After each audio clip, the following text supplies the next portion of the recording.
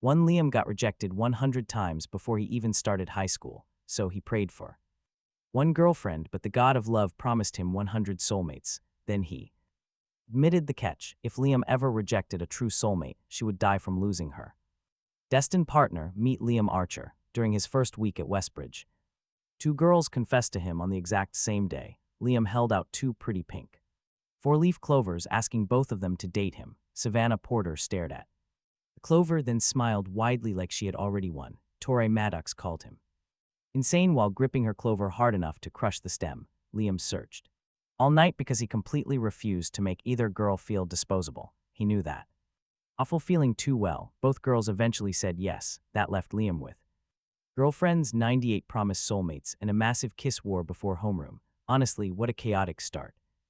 In order to understand how he reached this ridiculous morning, go back 1 month. To rejection number 100. Liam had just finished middle school when a girl handed his confession letter right back. She gave him the same polite smile he had seen 99 times. She told him he was nice, but she just did not see him that way. It was a triple-digit record nobody sane wanted. His friend watched her leave and then looked him over like he was some defective merchandise. You have decent grades, he pointed out. You are tall, your face works. Why get rejected so much? Liam reminded his friend that he had started confessing early, very early indeed, according to his parents. He even proposed to a daycare worker before pronouncing her name. Ambition was never his problem. Results were. His friend laughed until Liam walked away.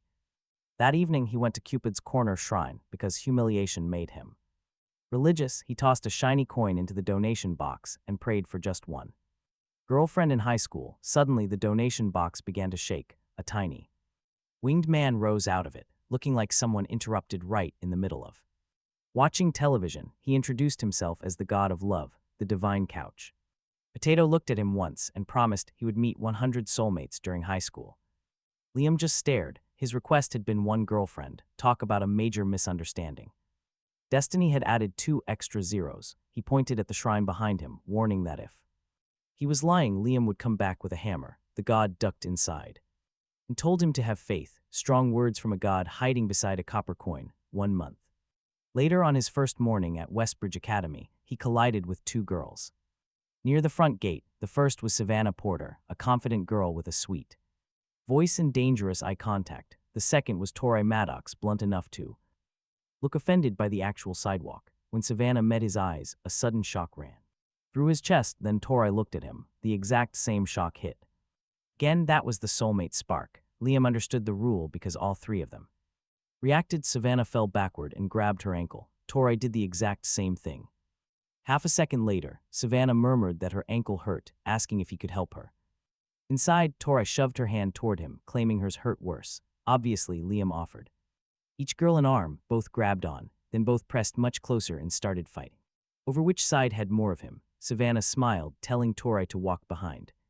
Torrey's eye twitched, telling Savannah to walk into traffic instead. 5 minutes into high school, and romance had already chosen violence. Near the courtyard, 2 students walked past them while discussing an old Westbridge Academy rumor about a confession made with a pretty pink clover.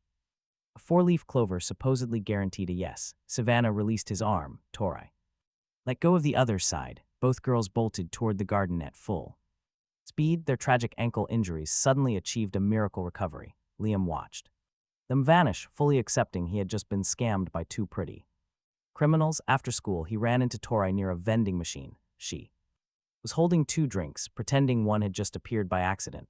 Liam bought another and offered it. Torrey turned red, saying she did not ask him to buy anything. Liam pointed at the second drink. You are holding one for me. Torrey hugged both cans, claiming this one was also hers. He tapped the matching labels. You bought the same flavor he picked this morning. Torrey shot back that it proved he copied her. She denied every obvious fact without blinking. Then Savannah arrived. Before Torrey could lose the argument, she grabbed Liam's drink, lifting it toward her lips, trying to turn one sip into an indirect kiss. Then she noticed Torrey watching. Savannah panicked, spilling the drink straight down her sleeve. Smooth entrance, immediate crash. She quickly grabbed Liam's hand before losing her nerve. Liam, I like you, Savannah told him, knowing another girl did too, so she was confessing first. Please date me. Liam's brain stopped. 100 rejections had Trained him for failure. He had absolutely zero practice handling success. Torai marched, overcarrying both vending machine drinks, snapping that Savannah had just cut the line. Savannah squeezed Liam's hand, arguing there was no line. Torai planted herself beside them. "There is now," she declared, shoving a drink against his chest. Glaring, Torai announced she did not like him, she just hated the idea of her winning. Savannah tilted her head, asking if she minded if Liam said yes to her. Torai folded instantly, shouting out that she liked him too. "Liam, date me?" Both girls turned toward him, demanding his answer the next morning. He had spent his entire life chasing one yes. Now 2 girls demanded he choose which heart to break. That night, he yanked open the donation box at Cupid's corner shrine. The god of love rose with snacks still in his mouth. He asked how one soulmate had become 2. The deity admitted his massive mistake in just one sentence. While assigning Liam's destiny, he entered 100 soulmates instead of 1. This divine couch potato turned his first romance into a total survival challenge, but then his face became serious. Any true soulmate who lost her destined partner would die of heartbreak. Liam refused to test if that was true. The god's easy solution was lying to them, which he rejected immediately.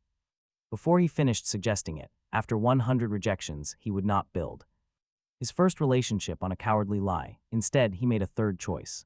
The next morning, Savannah and Torai waited outside Westbridge Academy. He walked up carrying 2 closed fists, telling them he wanted to date both. Torai stared at him.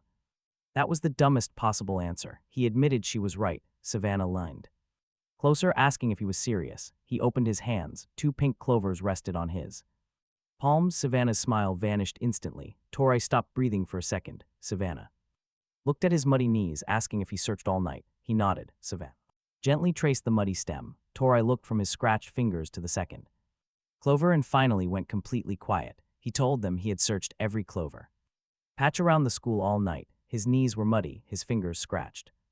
Liam had found one before midnight and refused to leave until he tracked down the second. He held them out again, one for Savannah, one for Torai, refusing to rank them.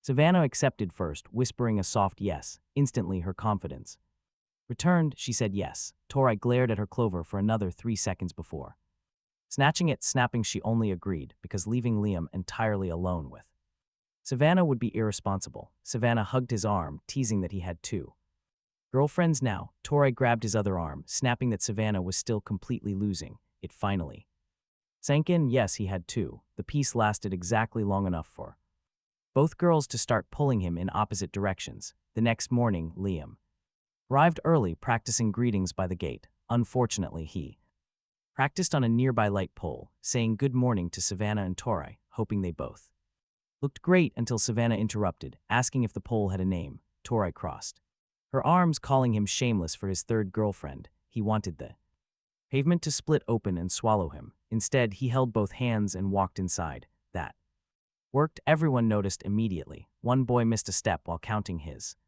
hands, and girls whispered as Savannah squeezed closer. Yesterday, he was rejection number 100, but that morning, he looked like he completely hacked the romance settings. Torai heard the whispers and proudly lifted their joined hands even higher, with Savannah quickly copying her. Torai pulled him closer, loudly declaring she was carrying the team, making him the ball. Near the main building, Vice Principal Crenshaw sprinted past them, chasing a terrified boy. She was West Bridge's legendary feared punishment monster. Her rule was simple. Students who ran in the hallway got chased, and anyone caught received a kiss. Westbridge had turned school discipline into romantic terrorism. Savannah watched Crenshaw disappear, then looked at him, asking if he had ever kissed anyone. Liam admitted he had not. Torai's grip tightened and Savannah smiled. His first kiss had officially become the ultimate unclaimed prize in the entire building.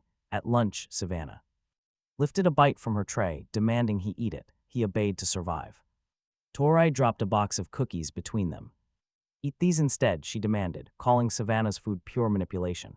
Savannah smiled, claiming cafeteria origins. Torai pointed dramatically at it. Exactly, institutional manipulation. Liam ate one cookie, praising it. Torai blushed and looked away, though Savannah caught her reaction instantly. Savannah offered another bite, but Torai blocked her. Savannah leaned around. Torai followed. Suddenly, both their elbows hit his face. He saw 2 cafeterias and 4 blurry girlfriends. Honestly, that math terrified him. Savannah recovered first, producing a snack. Stick proposing they eat from opposite ends until one of them finally surrendered. Savannah claimed she was just highly competitive. Torai snapped the stick inches before their lips met, claiming the shock had stopped his breathing, offering mouth to mouth. Savannah pointed at his watering eyes, diagnosing a separate, serious medical emergency that required the same cure. Neither diagnosis made sense, but both girls defended theirs like licensed doctors who lost their licenses. Savannah leaned close, promising gentleness, as Torai crowded in too, demanding. He completely loses his train of thought, but in his defense, two girlfriends are arguing over who gets to revive a guy who is fully awake. He raises his hands, offering to kiss them. They freeze, then both ask who goes first. And just like that, the same impossible choice is back. One girl first, one second. Refusing to rank them, he builds the most absurd fairness system imaginable. First, he has to wear a blindfold and headphones while they take turns. Then they roll a die to decide who approaches. He will never know. To prove he is not cheating, he links pinkies with both of them. He promises to perform seppuku if he peeks. Torai just stares at him. She tells him to promise normally, but after 100 rejections, normal promises do not work. Savannah rolls first while he sits blindfolded on a bench. A gust of wind blows her hair across his face. He turns and kisses. Empty air. Torai laughs, then quickly remembers she is competing and stops. The second attempt begins with soft steps. Suddenly, a cat rubs against his ankle, making him lean down, just as Savannah nearly walks into his forehead. The cat meows as if it planned the entire disaster. Then comes attempt 3. Someone grabs his shoulder. He reaches out to steady her, but his hand lands right on Torai's side. She hits him instantly. Then the sly cat steps out from behind her, tail raised proud. Torai looks at the cat, looks at him and hits him once more for safety. Talk about unfair punishment. The cat looks satisfied. Savannah demands another roll, while Torai blames the dice for favoring shameless women. Too bad the dice cannot defend themselves. Savannah blames Torai for ruining everything. Torai blames Savannah right back for breathing too flirtatiously. Within seconds, they are back at it, arguing over who gets his first kiss. Since he caused this mess, he chooses the only stupid escape plan that will work. He runs into the hallway. Vice Principal Crenshaw spots him and gives chase with absolute, terrifying joy. If neither girlfriend can be first, he will let the school monster catch him. Savannah and Torai realize what he is doing. They sprint past him, blocking Crenshaw and point toward the office. Savannah yells that the district inspector is here. Torai adds that he is asking about Crenshaw kissing students. Crenshaw goes completely pale. The feared vice principal turns around and flees from an inspector who does not even exist. Fake authority meets fake oversight. Beautiful. Savannah grabs his collar, telling him to never do that again. Torai grabs the other side, claiming his first kiss belongs to them. Then they go quiet. Savannah offers Torai the first turn because Torai protected him. Torai offers it back because Savannah confessed first. He looks at them both and proposes a solution to the problem they have been avoiding all day. They should do it together.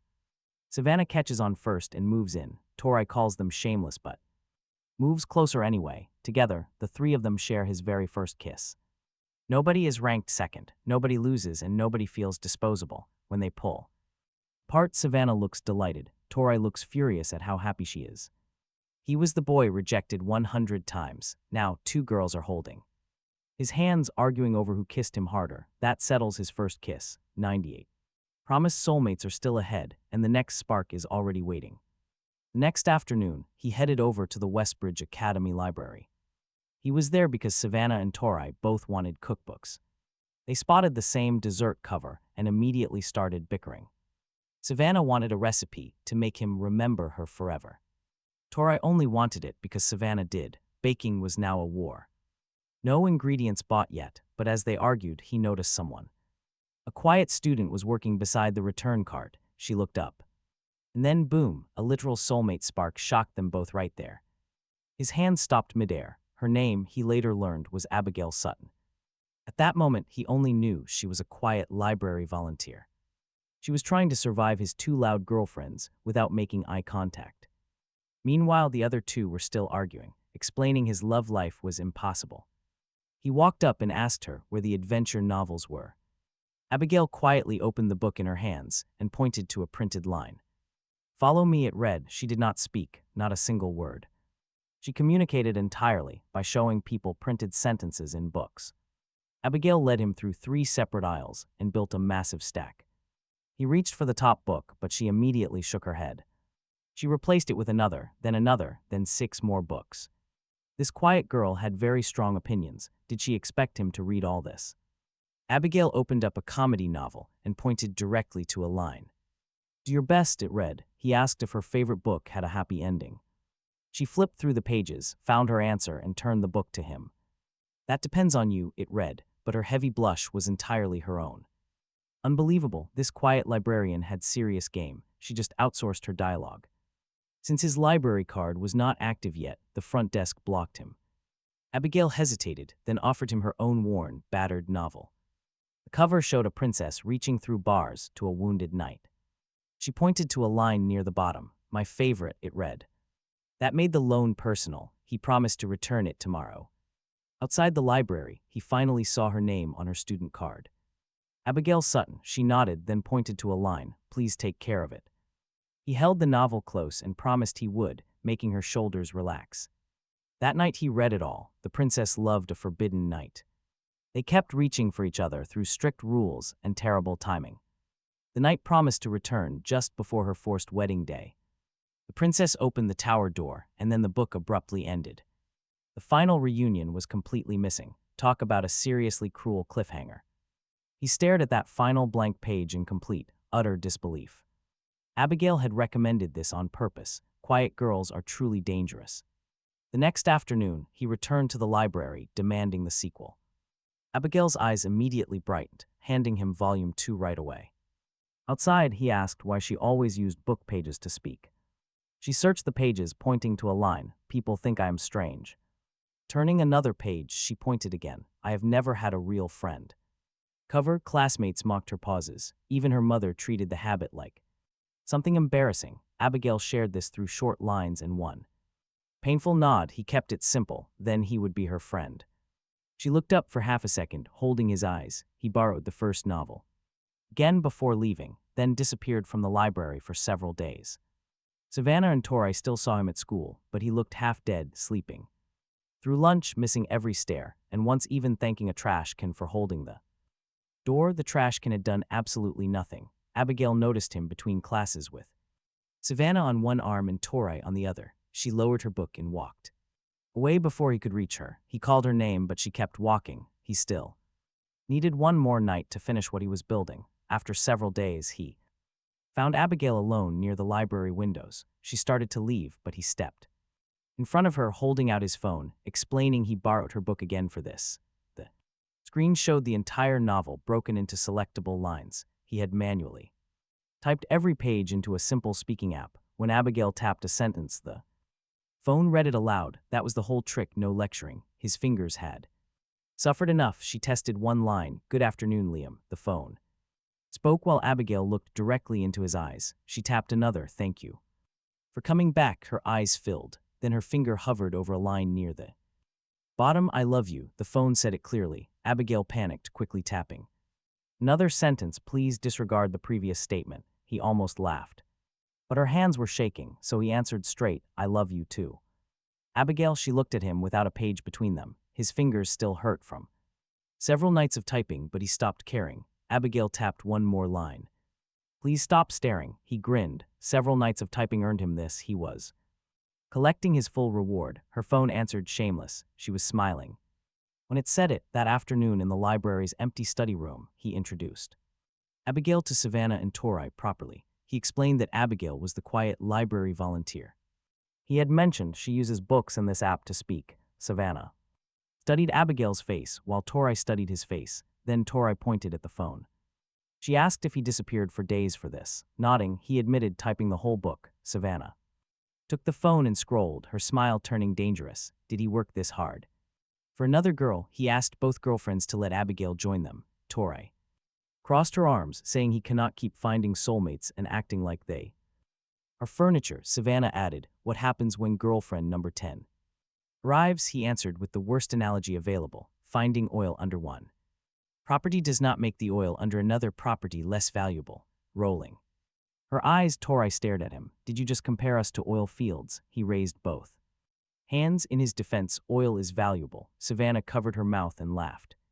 Abigail's phone announced that was extremely strange, even the quiet girl. Roasted him, fair enough. He abandoned the analogy and mentioned what he had noticed. Savannah always touched her left earring when she was nervous. Tori baked cookies when she wanted praise but could not ask for it. Abigail folded the top corner of a page. When a scene made her happy, he noticed all of it, adding someone does not erase what he noticed about them. He promised if he ever treated any of them like a number. He accepts the punishment, making Tori narrow her eyes and ask which one. Then he links pinkies with all three, repeating his dramatic vow while Savannah sighs. She notes he has only one threat, but Abigail calls it memorable. Savannah accepts first, reminding Abigail that jealousy simply comes with the whole package. Abigail will always have a place right beside them, and Tori accepts next. Tori warns her not to hide behind her phone when upset, but to speak up. Tapping out a quick promise, Abigail officially brings his total girlfriend count to 3. Savannah immediately shifts the topic to kissing, explaining her own favorite habits. She likes grabbing his collar before a kiss, just to see his surprised reaction. Tori claims she has no kissing habits, until Savannah points out her biggest tell. Tori always squeezes his sleeve first, making her almost throw the phone in embarrassment. Liam quickly confirms both habits, knowing his honesty is his only hope for survival. Abigail listens quietly, steals a quick glance at his lips, and immediately ducks behind her screen. Savannah catches her looking and teases that the quiet girl definitely knows the subject. Flushing bright red, Abigail carefully types out a very sweet and honest confession. She wants to save her first kiss for marriage, and he happily agrees to wait. Tori searches his face for disappointment, but finds absolutely none. Days later, in an empty club room after class, he tries to help Abigail feel comfortable.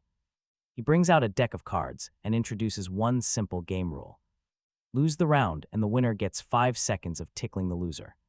Savannah instantly throws the game, earning a loud accusation from a suspicious Tori.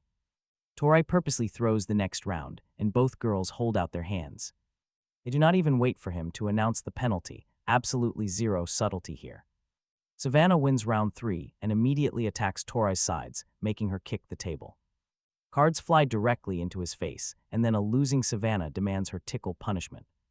She laughs so hard, she begs him to stop before she completely embarrasses herself. It seems the bold flirt has finally met a threat she actually respects. Her own weak bladder, while Abigail watches them with hands over her mouth. He worries she is uncomfortable until her phone speaks, announcing she is laughing. That makes everyone crack up even more before Abigail wins the final round. Savannah nudges him to claim his prize, while Tori blushes and looks away. Abigail simply raises one finger and gently pokes his side, ending her turn. Savannah freezes, points a dramatic finger at Abigail, and warns she is dangerous. Tori is confused by a simple poke, but Savannah insists Abigail is a natural. Abigail hides behind her screen, but Savannah is already treating her like the final boss. After the game, Liam heads out to grab some drinks for the group. Returning early, he hears loud voices coming from inside the quiet club room. He pauses outside the door, catching Tori confronting Abigail with hands on hips. Tori tells her that acting like she does not belong only makes Liam worry. He will end up working himself to death, but Abigail answers softly. She feels less beautiful and hard to talk to, fearing he would forget her. Savannah sits beside her and points out how Liam wrote her an entire novel.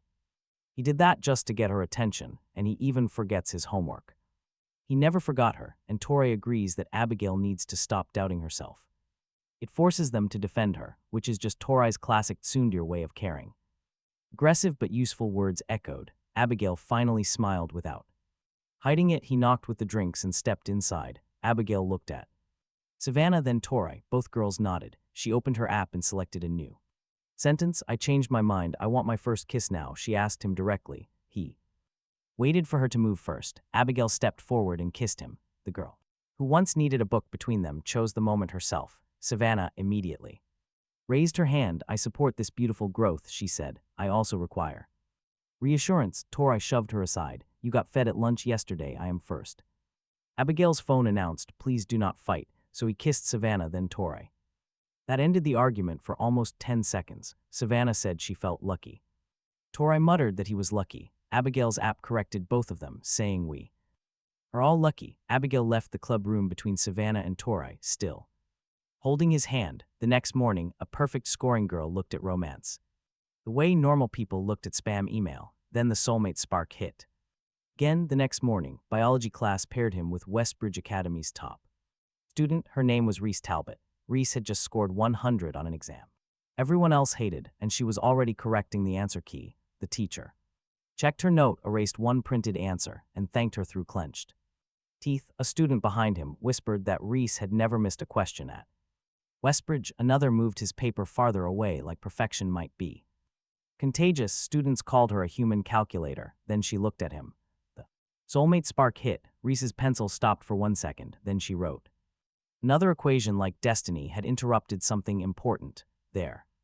Teacher handed them a simple lab assignment. Reese opened the textbook, copied the expected result, and started packing her bag. He blocked the page. We haven't done the experiment. Reese tapped the answer. The result is printed here.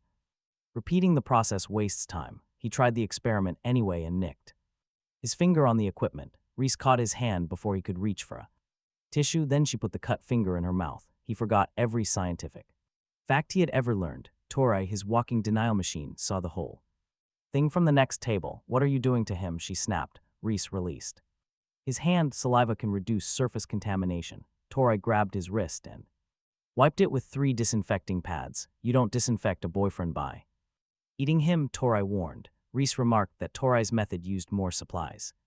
Tori looked ready to use those supplies as weapons. Seriously, it is hard to overstate how dangerous Reese was. She could turn accidental flirting into an efficiency report. After class, he asked her to spend Saturday with him. Reese adjusted her bag. Leisure has no return, she said, but fun is a return. Reese shook her head. Fun ends. He pointed toward the classroom. So does class. You still showed up, he said. That earned him a 2-second stare. Reese refused the date and walked away. The soulmate spark had found a girl who treated romance as wasted time. The next morning, Reese placed a notebook on his desk. Every page was covered with digits of pi. She told him she normally wrote them to restore concentration. The problem was that she had spent the entire night thinking about him between every line. Her own focus routine had become completely inefficient. Reese looked pretty annoyed by the evidence, but still confessed that she loved him. But dating him would still be a waste of time, breaking every law of romance. He told Reese he loved her too, then asked for just 1 day to prove his point. He wanted to prove having fun actually had value. 1 day, she agreed. Fail and the topic ends. Great, he had 1 day, one stubborn genius, and absolutely no backup plan for Saturday morning. Outside the amusement park, Reese arrived exactly 3 minutes early. She wore simple outfit and somehow still looked unfairly good. He stared for a beat too long. Reese checked her watch, asking if he was experiencing a delay. He cleared his throat. In his defense, that cute outfit was totally winning the argument. Her ears turned bright pink. She hurried toward the entrance before he could even enjoy the reaction. He brought an old instant camera, keeping his phone tucked away. Every print was the only copy of that physical moment. Lose it and the picture was gone. Reese called the camera completely inferior to a phone, so he photographed her while she criticized it. The first photo caught her mid-frown, and though she tried to snatch it, he kept it. Their first stop was the haunted house, but Reese defeated it before any scares landed. She pointed out the tripwires before the fake corpses dropped, then coldly told the masked actor that his timing was late. Honestly, the poor guy looked personally attacked.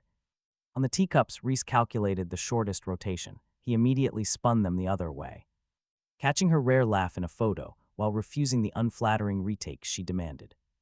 Then came the hedge maze. Reese solved every turn just by looking at the wall angles, reaching the exit in under a minute, but then she realized he had stayed behind. So inefficient, Reese muttered, walking all the way back to take his hand. He squeezed her fingers, teasing her return. Reese just tightened her grip and refused to answer. He walked backward deliberately, leading them right into a dead end. Reese pointed at the wall, noting he ignored the optimal route. He readily admitted it. She narrowed her eyes, asking why. He pulled her gently toward the next turn. Because now they got to solve it together. Reese stared, then quietly chose the path.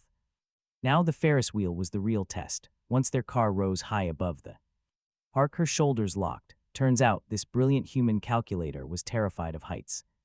He held out his hand. Reese gripped it tightly, keeping her eyes shut until they reached the ground. Instantly, she put her cold, professional mask back on. She noted his hand had temporary use. He just smiled. Teasing her that it sounded romantic, Reese simply adjusted her sleeve, claiming it was strictly medical. Their friend Tori definitely would have respected that level of denial.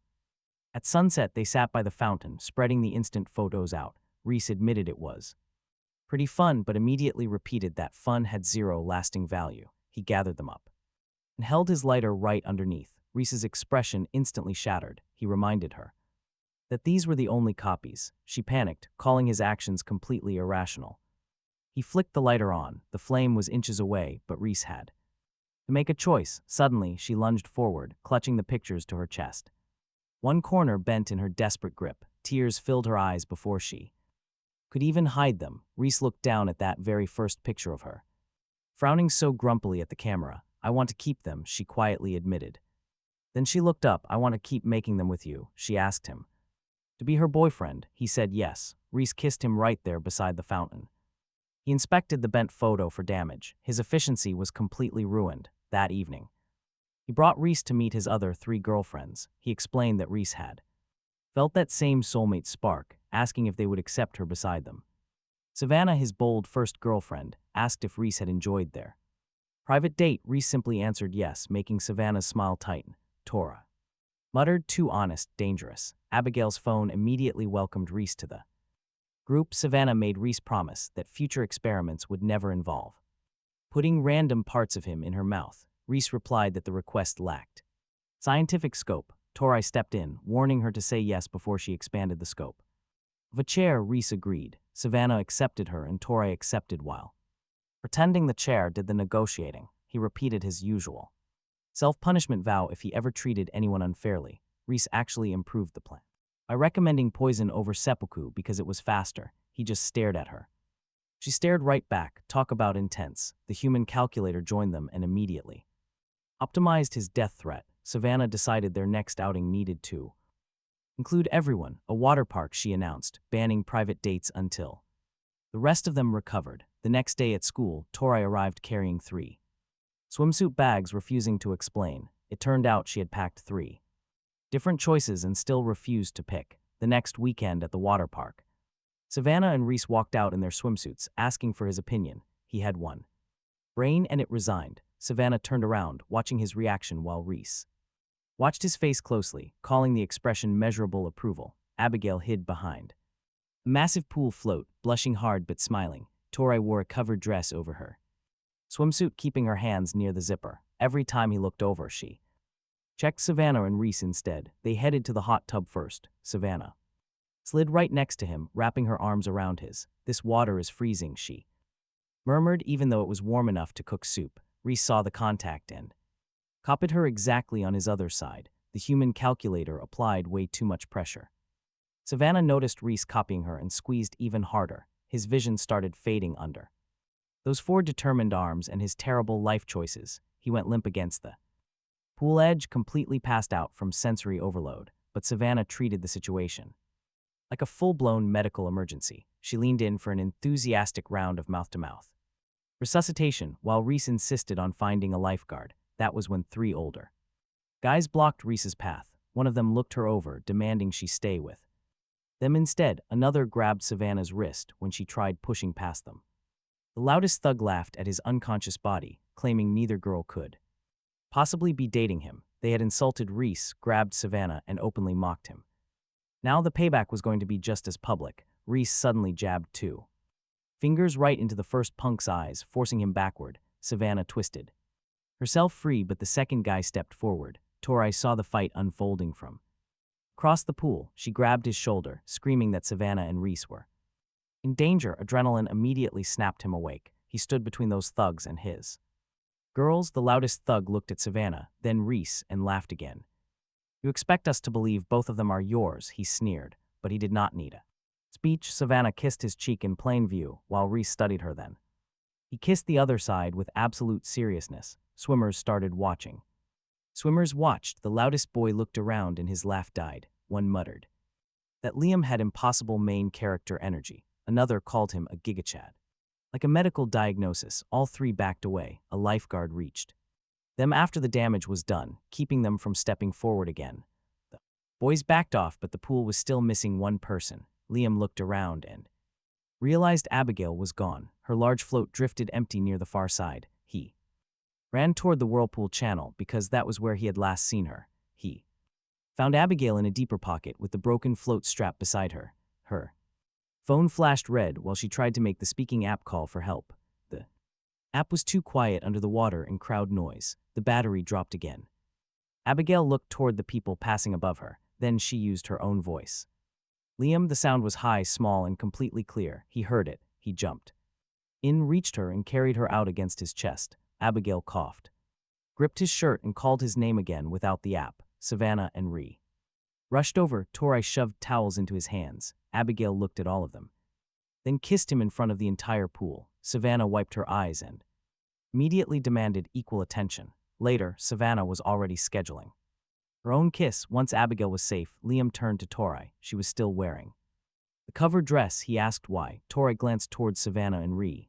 The others looked better. He reached for the zipper and Tori caught his wrist. He told her he wanted to see the swimsuit she chose. She held his gaze for several seconds, then she released him. He removed the cover. Tori watched his face for disappointment. His face heated. His heartbeat jumped hard enough that she noticed from a step away. You look beautiful, he told her she looked like Tori, and that was the part he wanted. She pressed 2 fingers against his pulse to check whether he was lying. The rhythm answered before he could. Tori's shoulders loosened. Then she grabbed his hand and pulled him into the pool before Savannah could make another comment. Her covered dress stayed behind on the chair.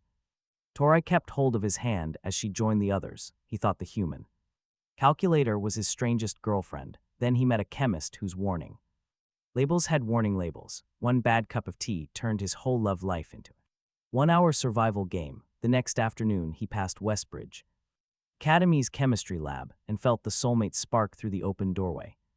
A childlike student in an oversized lab coat looked up from her work. The same shock caught her. He returned the following day because destiny had already made ignoring that spark a terrible idea. The room belonged to Lexi Harrow, the chemistry club president, and West Bridge's smallest walking safety violation. She held out a steaming beaker. Tea, Lexi announced. Drink. He asked what was inside. Lexi pushed the rim against his mouth, telling him it was science. That should have been enough warning. He drank anyway. In his defense, he had survived 100 rejections. Apparently, basic caution had died during number 73. Lexi watched him swallow and turned pink again. Then, every metal object in the lab flew at him. Spoon slapped his sleeves. Scissors stuck to his belt. Rolling stool crossed the room and crashed into his legs. He grabbed the a microscope, flies over, joining them at the counter. Lexi claps once. Her human magnet medicine actually works. Liam stares at her, shocked she tested it on him. He was available. Suddenly, Liam has become unpaid lab equipment. Lexi drinks from another vial and smiles. Her medicine gives her the opposite magnetic charge that pulls her straight across the floor, pinning her against him. They stay stuck together while loose tools rattle around them. Lexi checks a timer. 10 minutes. Liam looks at the timer, realizing they are stuck. Lexi nods against his chest, claiming the effect is reliable. Her feet dangle off the floor. His dignity soon joins them. Liam asks about side effects, and Lexi answers like she is reading a simple grocery list. Her dose causes diaper emergencies. His causes constipation for 3 days. Liam goes dead silent. Lexi points toward a cabinet stacked with colored bottles, claiming she has medicine for that too. Every bottle carries a handwritten warning. Several even have smaller warnings. Look, you have to understand the situation here. This girl puts disclaimers on her disclaimers and still thinks it is ready. When the timer ends, the metal drops. Lexi lands on her feet and immediately offers him another drink. Liam covers his mouth, demanding an explanation. Her smile slips. Then Lexi admits the first beaker contained more than magnet medicine.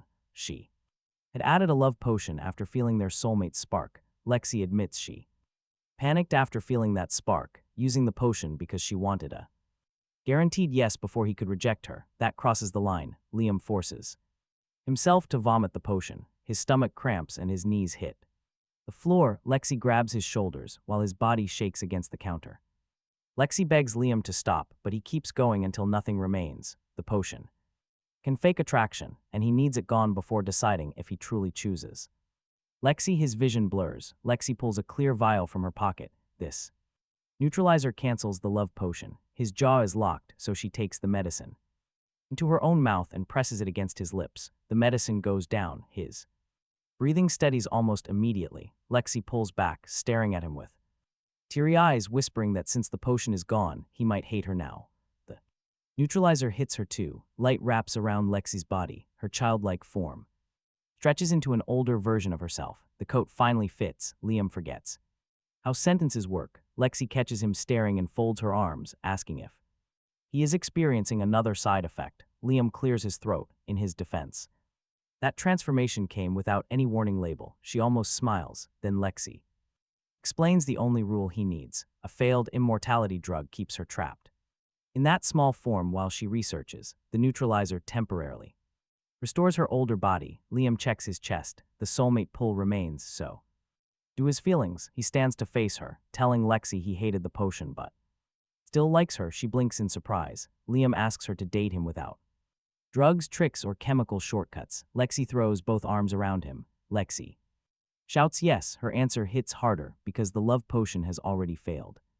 Later that day, Liam introduces Lexi to his 4 girlfriends in the club room. Savannah, his bold first girlfriend, inspects the oversized lab coat. Tori, his blunt protector, inspects Lexi like she expects an explosion. Abigail holds. With Abigail's speaking phone ready, Reese studied every bottle before Lexi placed it down. Liam then explained the soulmate spark, the potion, and the neutralizer. Tora pointed right at Lexi, accusing her of drugging him. Lexi nodded sheepishly. Savannah grabbed Liam's chin to inspect his eyes, asking if he still chose her afterward. Liam answered yes. Abigail's phone spoke next. No more forced medicine, Reese added. Any future testing needed consent and a simple written label Liam could understand. Tori stared at Reese, joking that consent sounded like homework. Reese replied that he needed simple rules. Liam's own girlfriends had literally formed a safety committee against him. Fair enough, Lexi promised to ask first, so the group accepted her before she opened the case. That peaceful vibe lasted about 6 seconds before Lexi offered Tori a chest enlargement serum. Tori instantly slapped the vial away, yelling that she did not need that. Savannah teased that Tori had reached for it, so Tori shoved her into a chair. Lexi quickly moved to her next experiment, spraying Savannah with a mysterious medicine labeled hotness. Intense heat rolled off Savannah so fast that the outer layer of her clothes started melting at the seams. Liam quickly threw his jacket around her. Savannah smiled through the smoke. Liam told her she reacted fast because the situation left them no other choice. Tori demanded the same jacket while wearing perfectly intact clothes. Jealousy was clearly the strongest chemical in the room. Lexi then gave Abigail a fantasy medicine, sprouting soft rabbit ears above her hair. Savannah touched one, making Abigail jump high enough to knock 3 cards right off the table. Her text-to-speech phone screamed sensitive. Tori touched the other ear before she could run, and Abigail's phone upgraded the warning to extremely sensitive. Lexi finally handed Reese a hair control potion, and her hair split into living strands that immediately started sorting the drug case by label size. The human calculator had basically acquired extra limbs and used them for filing. But Lexi warned that overuse causes baldness. Every strand froze, and Reese stopped the medicine instantly. She valued efficiency, but she valued her hair more. Once the bottles were packed, Lexi showed them a sealed envelope. She was preparing a special sample for an international research team to secure a place in their program. For once, her chaotic tone vanished as she explained she wanted her medicine to eventually help people, though that word was doing some heavy lifting.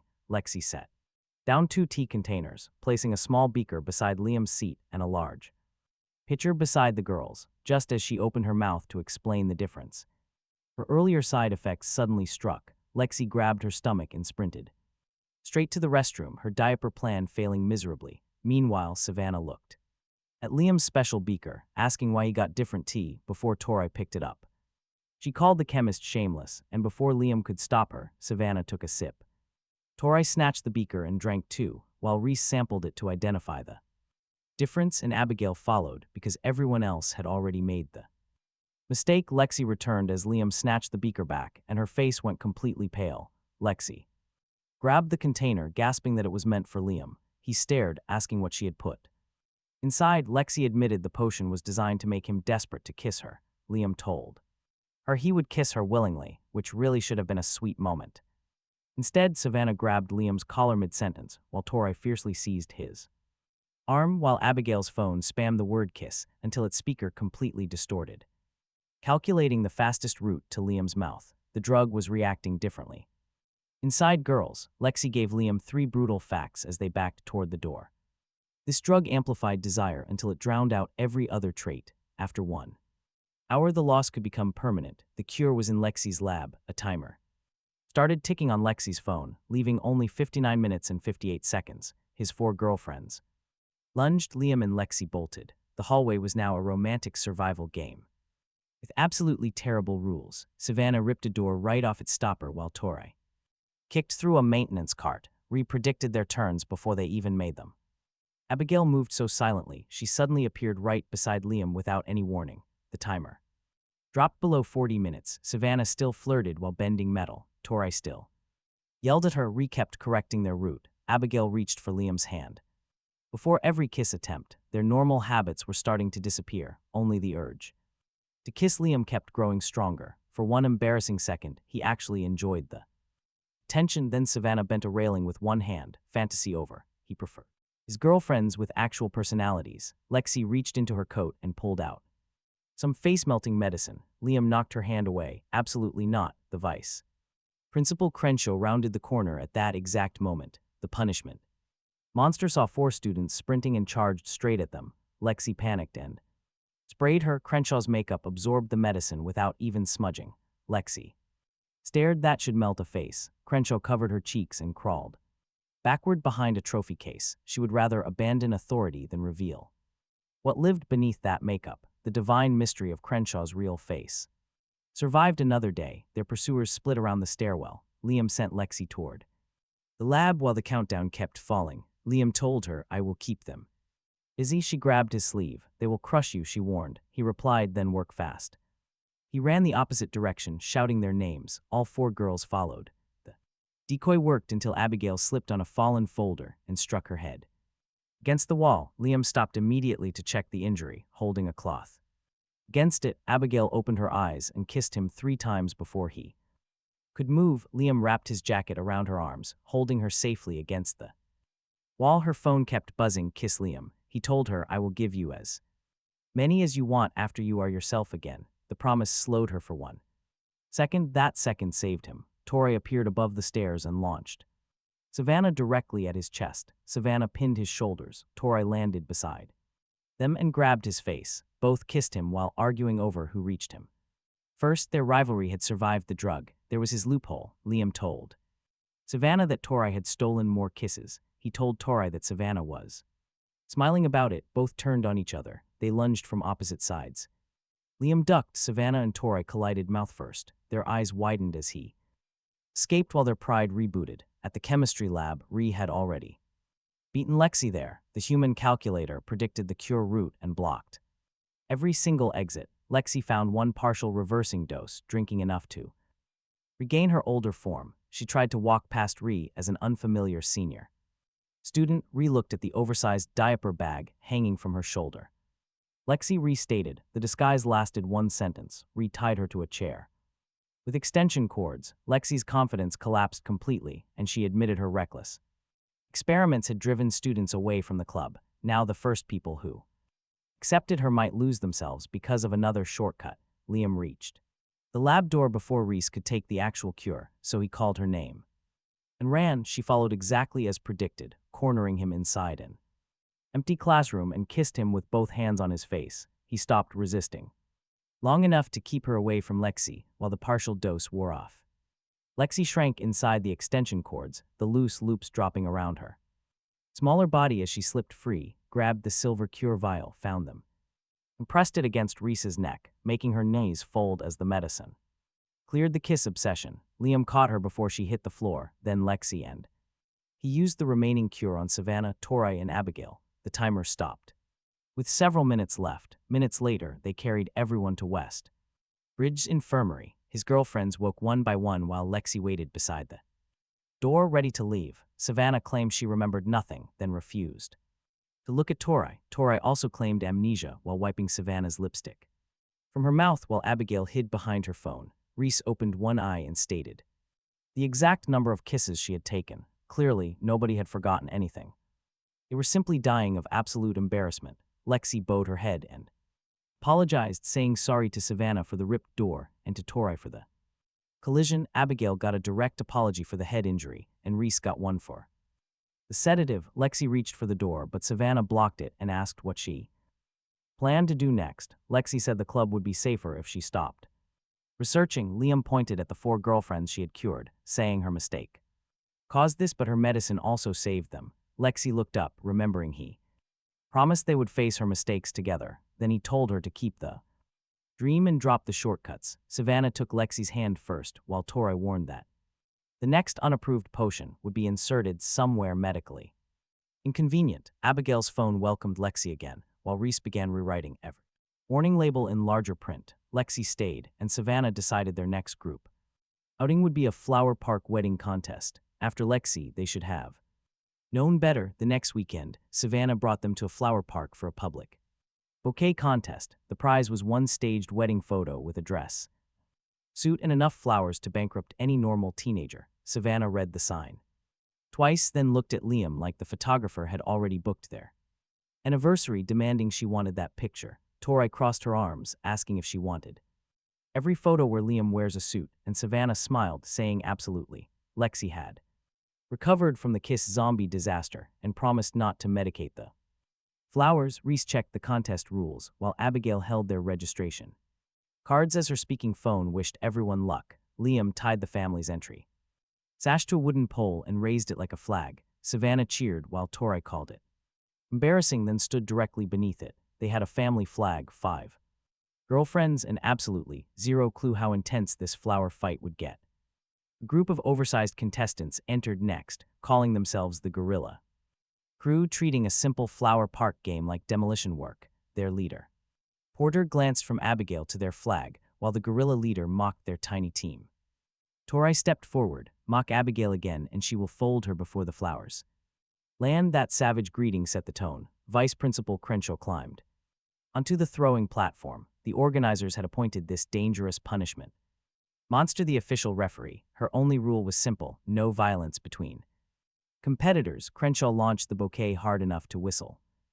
Gorilla Crew moved first. One member shoulder-checked another competitor and called it balance training. Another threw her teammate straight through the crowd, calling it flight training. Their massive leader blocked Savannah's path and called it defensive training. They had basically legalized assault using gym terminology. Crenshaw conveniently looked away while the bouquet crossed the park. Tori grabbed the gorilla leader around the waist. The woman shrieked that grappling was forbidden, but Tori tightened her hold, calling it correction training. She dragged the woman away, clearing their route. Savannah ran beneath the bouquet while calculated the landing zone. Abigail kept pace near the back while larger teams completely ignored her. The Gorilla Crew formed a circle, spinning their jackets. The gale force wind pushed everyone away from the center until the vortex caught Abigail, launching her straight up as her phone screamed this was not the plan.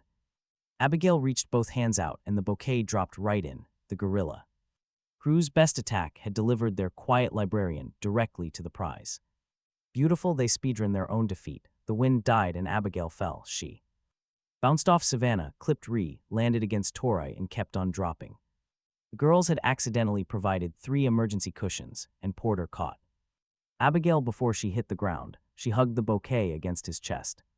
While her phone loudly announced their victory, the crowd's laughter turned to cheers.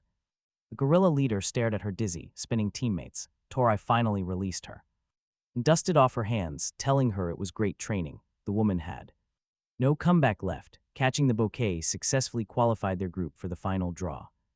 The rule was 1 stick per contestant. The marked stick won the wedding photo. Savannah reached into the box with highly suspicious confidence, then decided. The draw was inefficient, separating the whole bundle all at once. Savannah's fingers missed her target. She glared at who calmly handed everyone 1 stick to save 4 seconds. Savannah opened her hand. Her stick still carried the winning mark. Lexi saw the gorgeous wedding dress and started crying. She admitted she had always wanted to wear one, even for a fake photo shoot.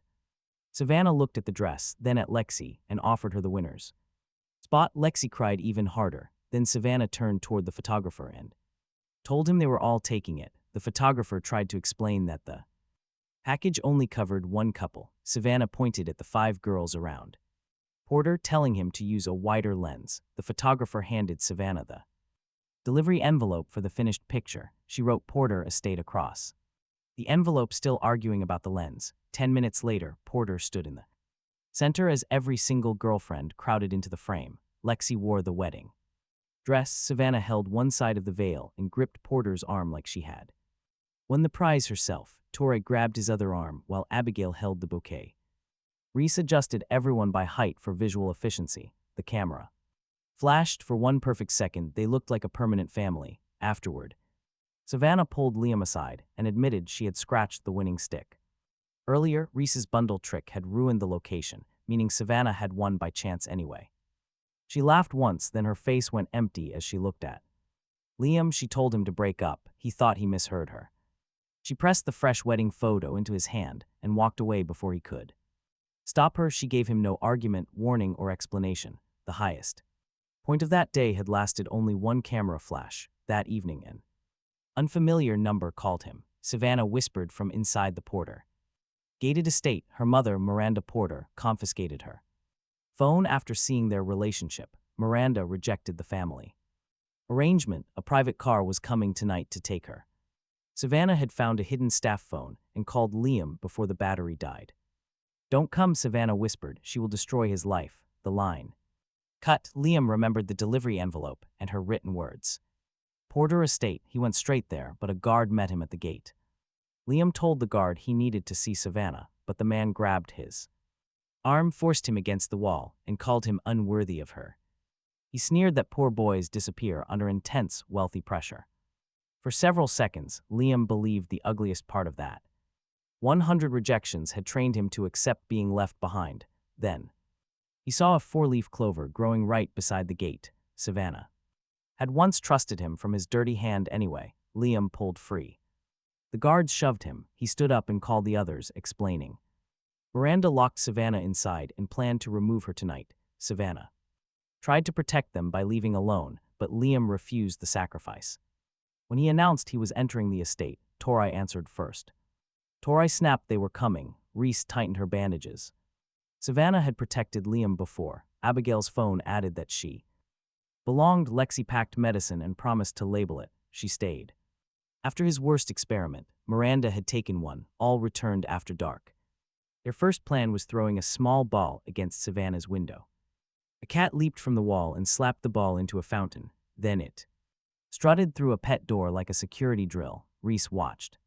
The latch moved. 2 garden stones popped the lock, opening the door, but one sliced Reese's thumb. Torre wrapped the cut before Reese could dismiss. Torre snapped that Savannah protected him, so stop wasting the debt. Inside the garden, a guard dog cornered Abigail and ignored the rest of them. Lexi shoved a sleeping potion into Abigail's hand without explaining. Abigail drank. Lexi nearly died inside, but the spill knocked the dog out. When it licked her, Abigail's phone asked if that was correct, and Lexi nodded. Too quickly, eventually the same cat slipped through an open window and triggered the hallway alarm. Guards found it on a cabinet and blamed the animal instead of them. Their infiltration continued through sheer disrespect. In the inner corridor, Reese spots tiny red reflections moving. Across the polished wall, infrared security beams. Lexi opens the sealed sample meant for her overseas research application. Her application can survive.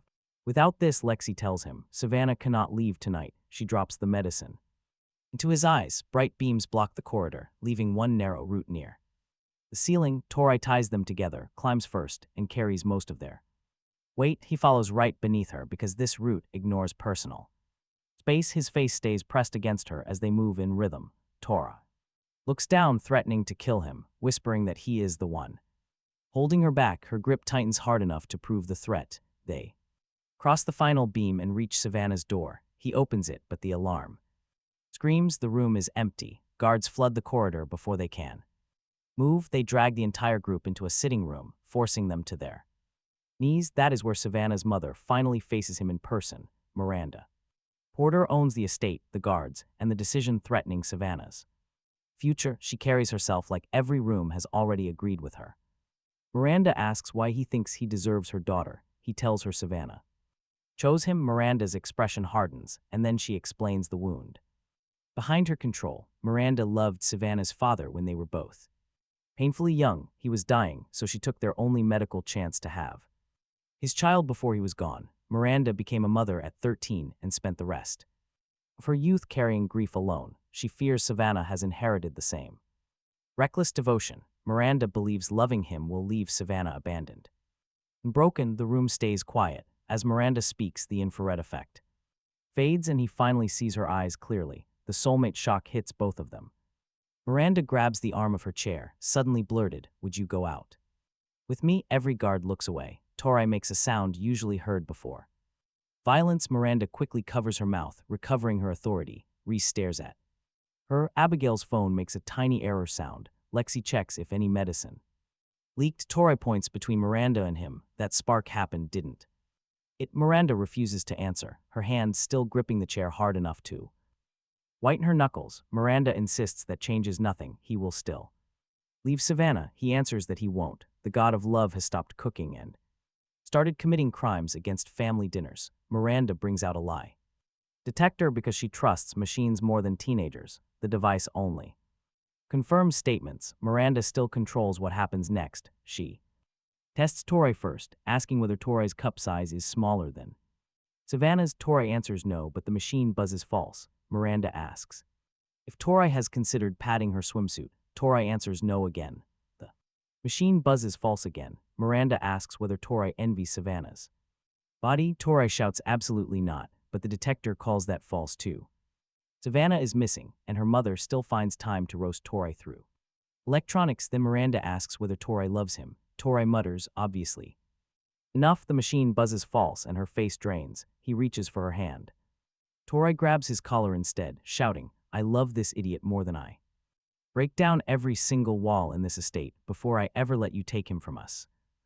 Detector rings completely true. Tori lets go of him, challenging anyone to speak up. Nobody has that kind of courage. Miranda turns her gaze to him, asking if he loves Tori. Yes, he answers, and the detector flashes true. Taking the seat next, Miranda demands to know if he will make Savannah happy. He says yes, and the machine flashes green again. Miranda asks if he would die for her daughter. He already made his choice. He tells her, and the truth light remains lit. Miranda still refuses, but a staff member bursts inside with panic. She found Savannah's room empty, but spotted her standing precariously on the roof. Tori reacts before Miranda can even blink. She pins Savannah's mother down, locking her arms around the chair to keep her in place.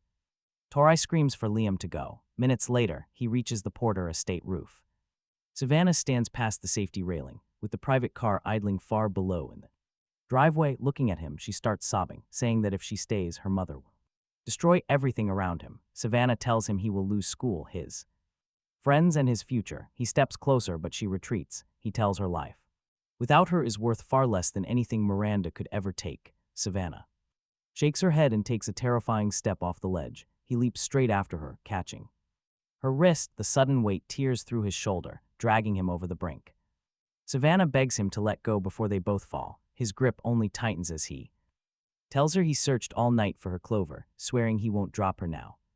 The fountain is directly below, though slightly off. He kicks hard against the estate wall. That frantic push shifts their trajectory just enough to clear the stone courtyard, splashing violently into the fountain. Water swallows them, his back striking the stone. His injured shoulder nearly tears completely under Savannah's weight. Agony shoots through his entire body. Savannah surfaces, gasping for air, trying to push away so he can breathe, but he holds tight until their feet touch the bottom. The others rush out to the courtyard. Seconds later, Abigail running straight into the water, slipping and falling right under. The human calculator pulls her back up while Tori drags Savannah to the edge. The chemist examines his shoulder, barking at him to stay still. Miranda stands beside the water, completely defeated. She kneels by her daughter and finally takes back the order, keeping them apart, whispering that she can stay with him. Savannah clings to her mother, weeping on her shoulder. He looks over at Miranda. The soulmate pull is still there, along with all her grief. He tells her Savannah's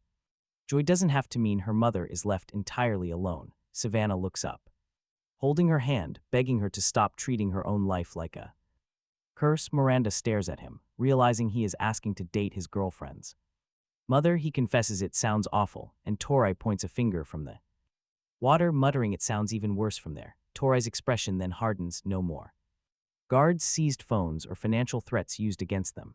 Abigail adds over the phone no more, breaking this family apart. The calculator and the chemist immediately back the demands and Miranda agrees. Savannah squeezes her hand, whispering that he means it.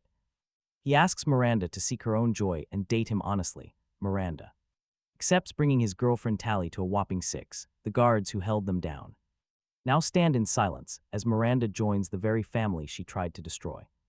Savannah was staying. Later that night, he found Miranda praying beside the photograph of Savannah's deceased father. She accepted him, but her heart still prayed to the husband she lost. That night, inside the massive Porter estate, everyone tried recovering from the fountain rescue. Miranda went from being an enemy to his girlfriend. In one afternoon, the family celebrated by becoming a major problem inside her own house. In the estate bath suite, Savannah compared herself to the other girls. She declared victory before anyone even agreed. There was a contest. Torai argued immediately while Ree tried to define measurable categories. Abigail's phone politely refused to vote. Miranda watched her daughter start a body rivalry, looking far too entertained. He stayed in the lounge since his injured shoulder kept him out of the bath. Torai came out in a robe and sat on his stomach, pressing him down. Just like the infrared corridor did, Torai demanded to know if he enjoyed the climb. He stared at the ceiling. He just enjoyed surviving it. Torai leaned closer. Wrong answer. Lexi opened the door. Torai jumped up as he dropped into a push-up position beneath her. Just a weighted recovery exercise, Torai announced. Lexi stared at his injured shoulder, calling the whole thing medically stupid. For once the chemist was highly qualified to judge. Miranda's pajama party started an hour later in the main bedroom. Savannah's mother had lost most of her childhood to grief and parenting. Now she attacked missed youth with unlimited money and zero restraint. She dressed him as a princess, wig reaching his waist. The dress had more layers than the estate security system. Savannah took pictures until he covered his face. Torai claimed he looked ridiculous while saving every photo. Abigail's phone called him pretty. Lexi asked if the dress needed pockets for medicine. Miranda adjusted the ribbon under his chin and looked delighted enough to scare him. She had spent years raising Savannah. Now she was speedrunning every sleepover she had missed. Miranda dressed Ree as the prince because Ree stood the straightest. Ree examined the costume. The jacket restricts shoulder movement, she noted. Miranda pushed them together. The prince wakes the princess with a kiss. His embarrassment finished what the roof fall had started. He fainted backward onto the bed. Ree looked at Miranda, asking if the kiss was medically required. Miranda answered it was emotionally required. Ree kissed him. He woke up to 6 girlfriends applauding. Some guys dream about being surrounded by gorgeous girls. A total dream come true, right? But nobody warns you they might make you the princess instead. The next bad idea formed while he escaped toward the bath. Savannah suggested spying on him. Torai objected for 3 seconds, then asked about the best route. Lexi checked the fogged glass first. She could see only his outline, so the group climbed into the attic above the bathroom. Abigail tried to back out. Savannah wrapped her in a blanket so the dust would not touch her and carried her along, turning Abigail into a very nervous human role. He heard footsteps above the ceiling while washing. After a literal god of love in one haunted looking estate, he assumed the noise came from a ghost. He grabbed the nearest wooden bucket and challenged the ceiling. The attic board cracked. Blanket-wrapped Abigail rolled through the opening, down the stairs, and straight into in the bathroom. His towel chooses that exact moment to fall. Abigail sees way too much. Her speaking app does not even have the words. She faints, but he catches her before she hits the cold tile. Looking up, he finds his other girlfriends staring down through the broken ceiling. The entire sneaky group is caught red-handed. Savannah waves. Talk about awkward. He throws a bucket. Later that night, he finds Miranda sitting all alone by the estate altar. She's praying beside a photo of Savannah's late father. The laughter is completely gone from her face. Miranda admits she still loves him. She carried that love through his passing, through raising Savannah, and through every lonely year afterward. Now, falling for him feels like a complete betrayal of a husband who never got to stay. Sitting right beside her, he tells Miranda to keep holding on to that love while letting herself care for him, too. Her first love gave her Savannah. Her love for him can live beside that grief. Miranda gently touches the picture, then looks up at him. She saved her very first kiss for someone who would never leave. Miranda finally gives it to him right at the altar. The kiss is gentle and deeply serious. She pulls back with tears shining in her eyes. He promises to protect both Savannah and her. Around midnight, Savannah comes knocking at his door. She's still terrified after falling through the roof. She asks to sleep beside him because closing her eyes makes her feel like she is falling again. He holds her gently on his uninjured side and promises she is safe. She drifts off, clutching his shirt. Hours later, he wakes to soft kissing sounds right next to him. Savannah has rolled over and found Torai, who fell asleep nearby. Still dreaming, Savannah kisses Torai and whispers his name. Torai snaps awake mid-kiss, her face blushing red enough to heat the room. She punches his good shoulder, refusing to blame the sleeping girl instead. Near dawn, he leaves the resting Savannah and steps quietly out into the hallway. An unexpected man stands between him and the altar. After meeting a love god he cannot exactly call ghosts impossible, Savannah's late father looks at him with the very same eyes as his daughter. His presence sends a chilly draft through the quiet hall. He asks if he truly intends to care for both Savannah and Miranda. He answers yes. The ghost studies him closely before his expression softens. He explains that worrying about them kept him tied to the estate. He thanks him for healing Miranda's broken heart and catching Savannah when she fell. The father asks him to protect the two women he loved. He promises once more. His outline glows brightly and begins to fade away. Finally, he departs with a peaceful smile. The next school day, Miranda uses her massive wealth for a completely shameless move.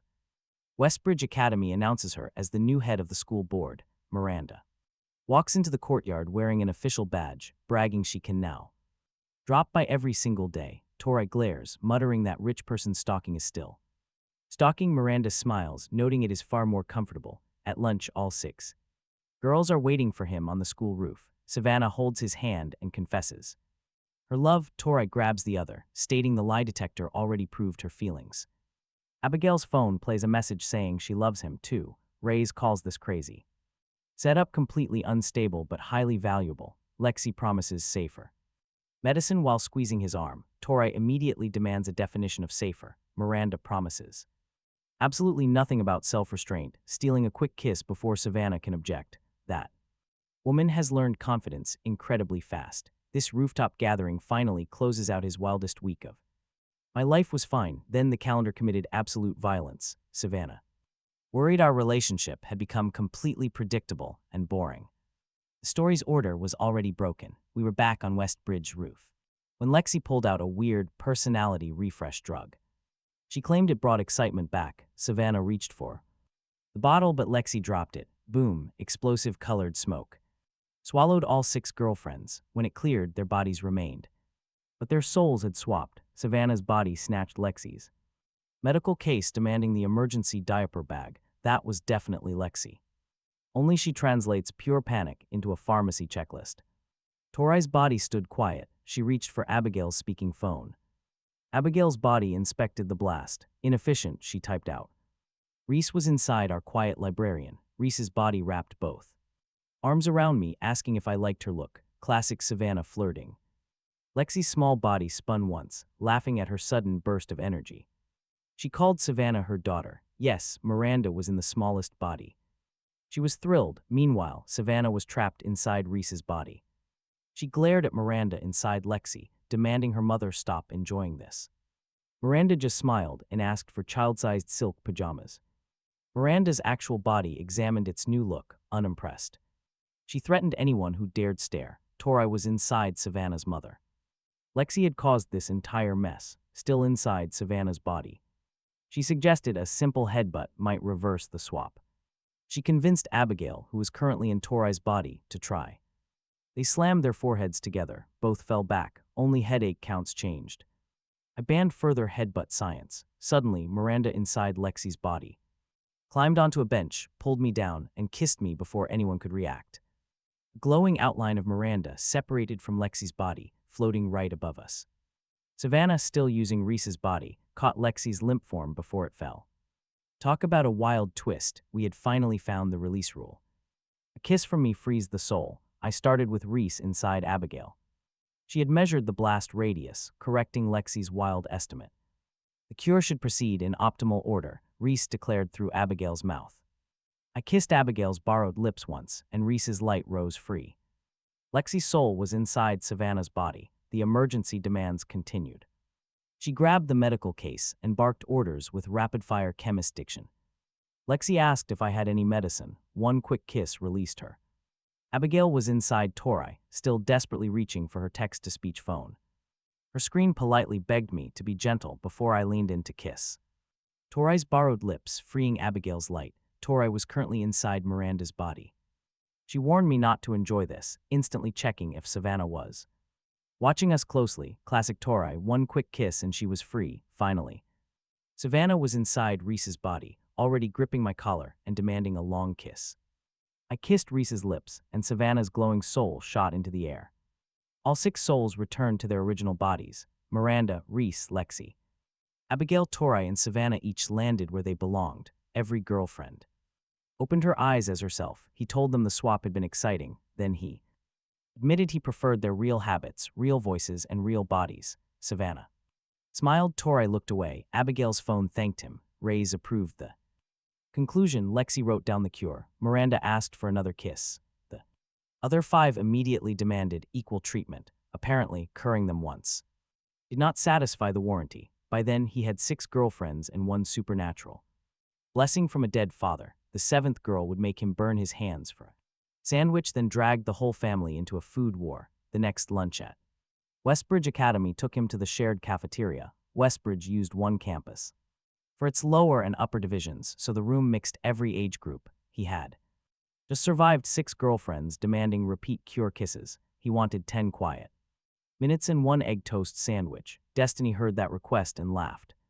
A hooded lower division girl reached the register beside him, large headphones covered her ears, and she kept her eyes on the food. The cashier named the price. The girl counted her coins twice. She came up short. Her stomach growled loud enough to join the conversation. He split his egg toast and held out half. She stared at the sandwich, then at him, saying she did not need charity. Good, he answered.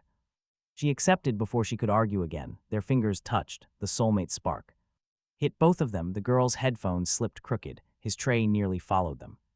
She introduced herself as Hazel Dempsey, a lower division student who used the cafeteria between classes. Then she bit into the toast. Her whole face changed.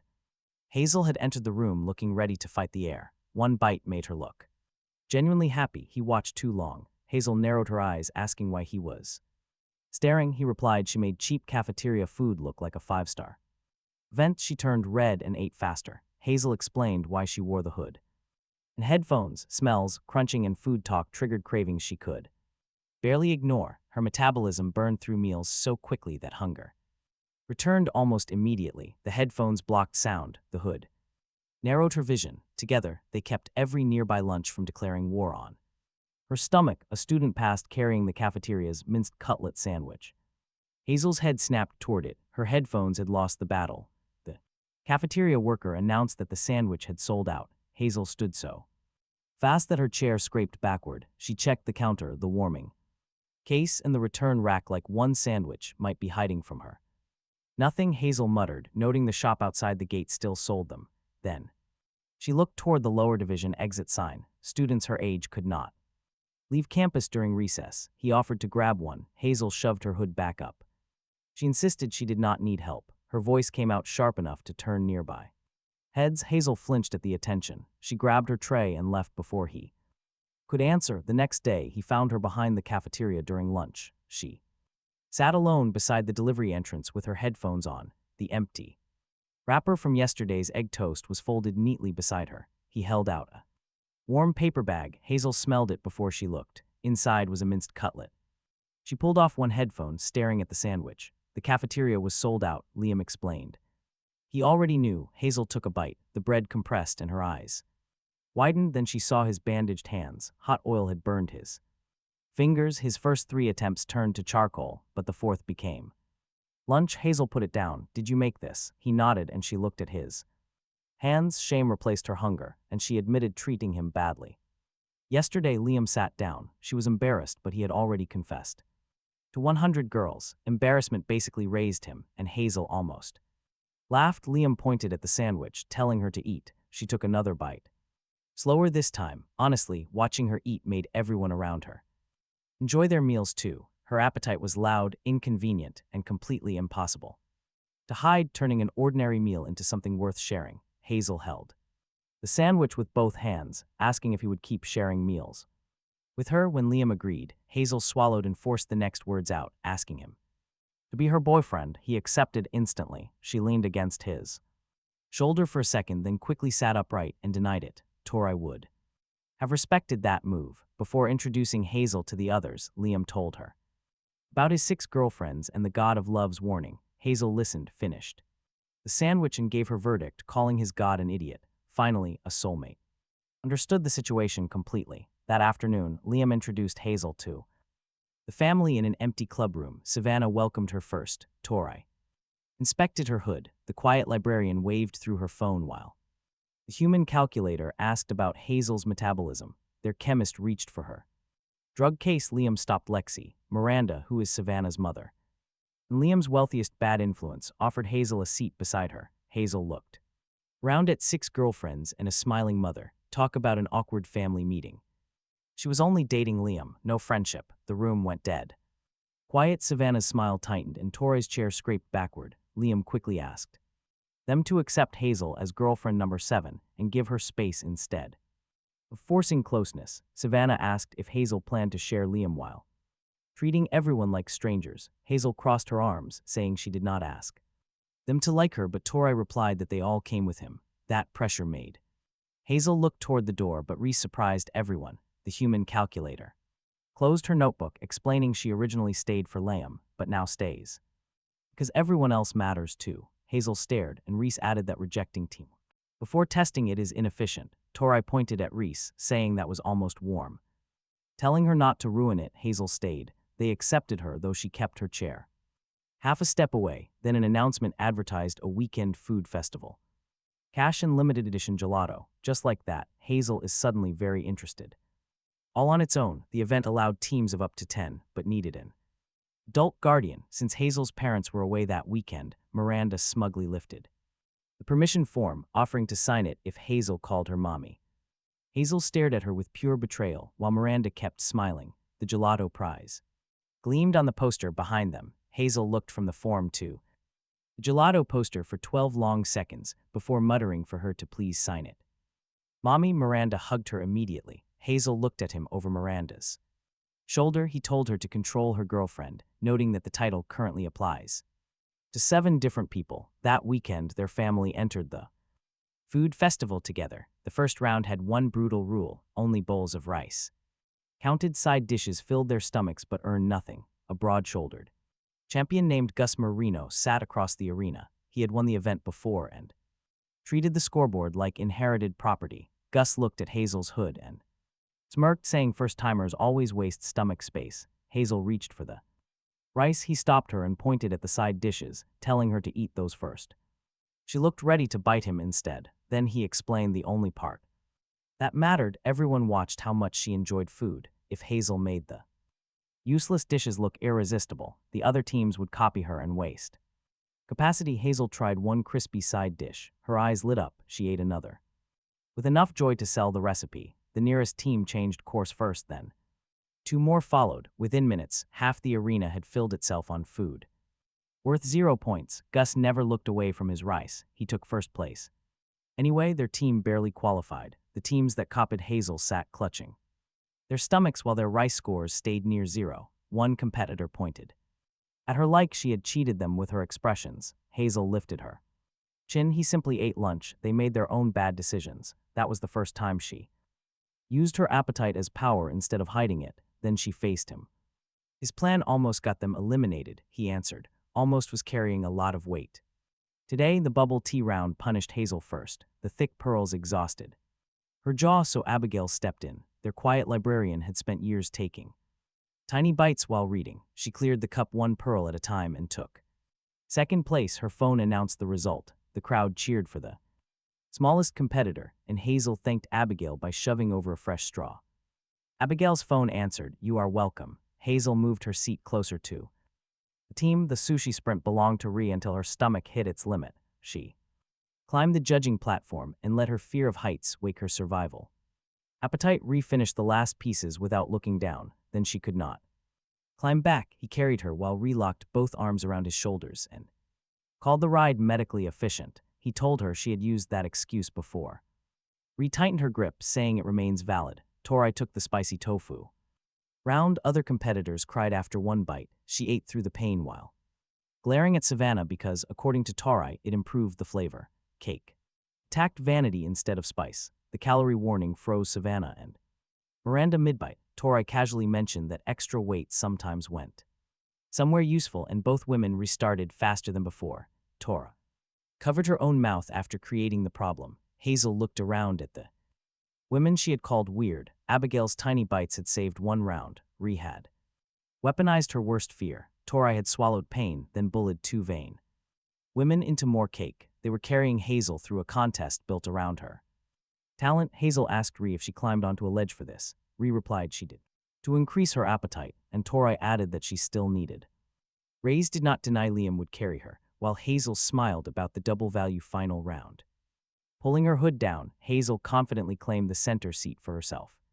She declared this round hers just as the gorilla crew from the bouquet contest stepped up. Arriving as a full unit, their leader yelled that no one would stop eating, while a single teammate could move, attacking their bowls with terrifying intensity. Showing zero survival instinct, one member collapsed backward while another kept chewing. Even as staff lifted her, the leader raised a fist, swallowed too fast, and collapsed. Now the entire gorilla crew was heading straight to the hospital. Honestly, you have to respect that hilarious level of sheer dedication. Meanwhile, Gus kept eating until a panel on his mechanical suit popped loose at 22 bowls. A hidden storage tank inside had actually been swallowing most of his food.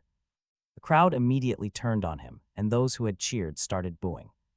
One angry fan held up an empty bowl, demanding he eat like everyone else. Gus slapped the panel shut and kept boasting, but then the storage tank filled.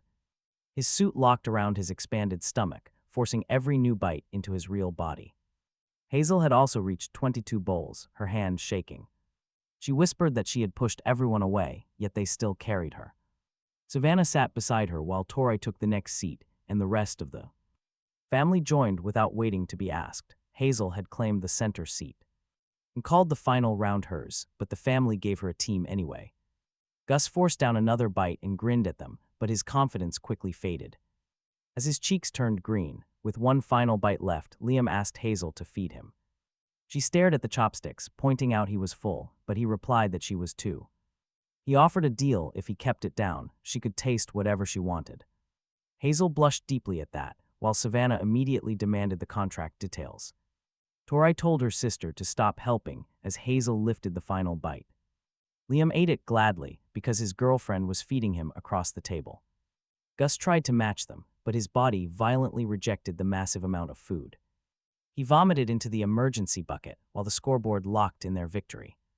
The unbeaten champion collapsed in front of the entire arena, defeated by his own gear. But Hazel's family carried her much better. At the table, she apologized to everyone. She opened the prize gelato set and served the others before taking her own cup. Then she turned to Liam, reminding him of his promise, and he nodded. She kissed him once, quick and certain, before pulling back to taste her gelato. Admitting she could get used to his lips, she made Savannah demand an equal clause. Torai accused them both of corruption, while Miranda asked if guardian privileges included a sample, finally making Hazel laugh with her whole family. Hazel finished her gelato beside the women she once called weird. Then Miranda saw a baby outfit display on the way home.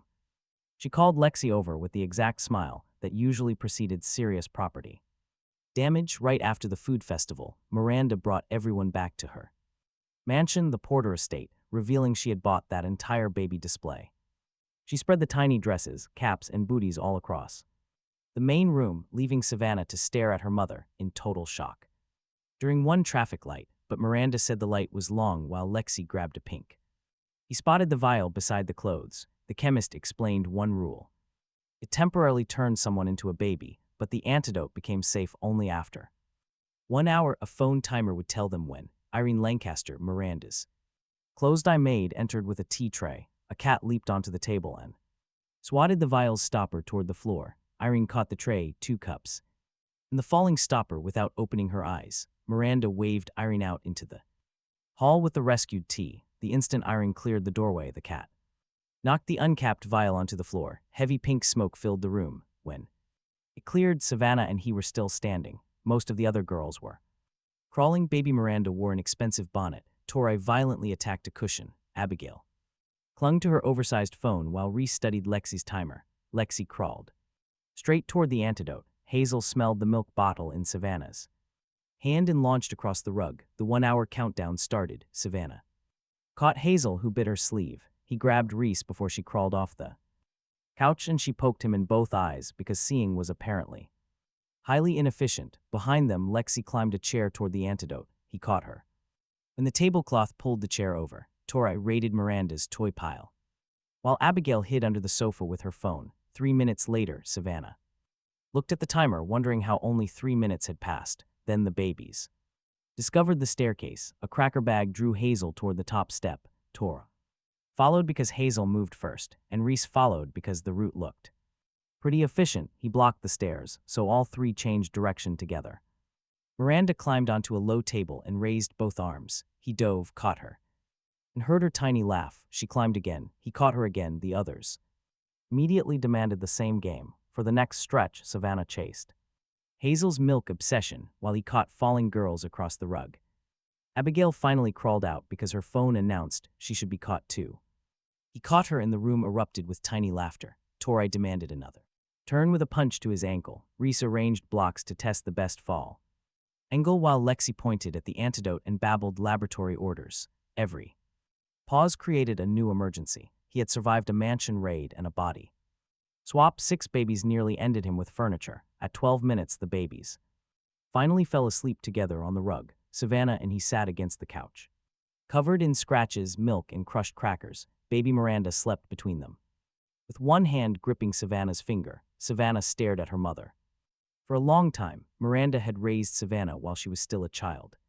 Herself, she had managed hunger, sickness, fear, and grief without anyone sharing the night shift. Savannah squeezed the tiny hand. When the timer reached 0, Lexi's antidote became safe. He gave each baby 1 drop. The girls returned to normal and immediately complained about the floor. Miranda sat up inside a pile of baby clothes. Savannah faced her mother, admitting she was wrong for mocking her for chasing childish things. She lost her childhood raising her. Miranda's smile disappeared. Savannah gently took both her hands, apologizing and asking her to enjoy what she missed. Miranda pulled her daughter into a hug, whispering that she was lucky to have her. The room stayed quiet.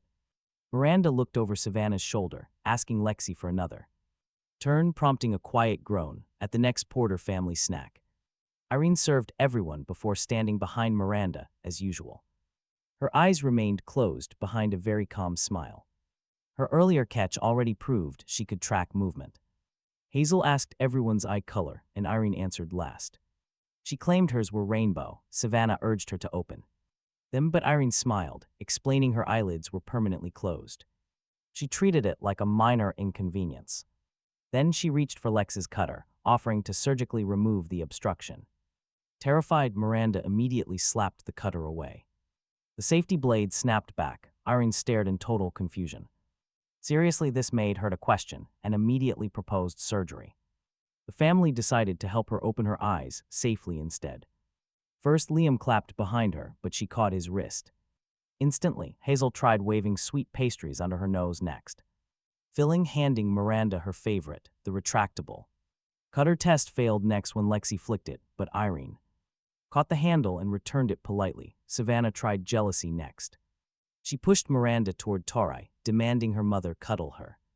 Miranda hugged Tori, who froze in shock, checking both women dropping her fists. Irene's smile tightened, but her eyes stayed shut. Their final attempt was a word game on Abigail's phone.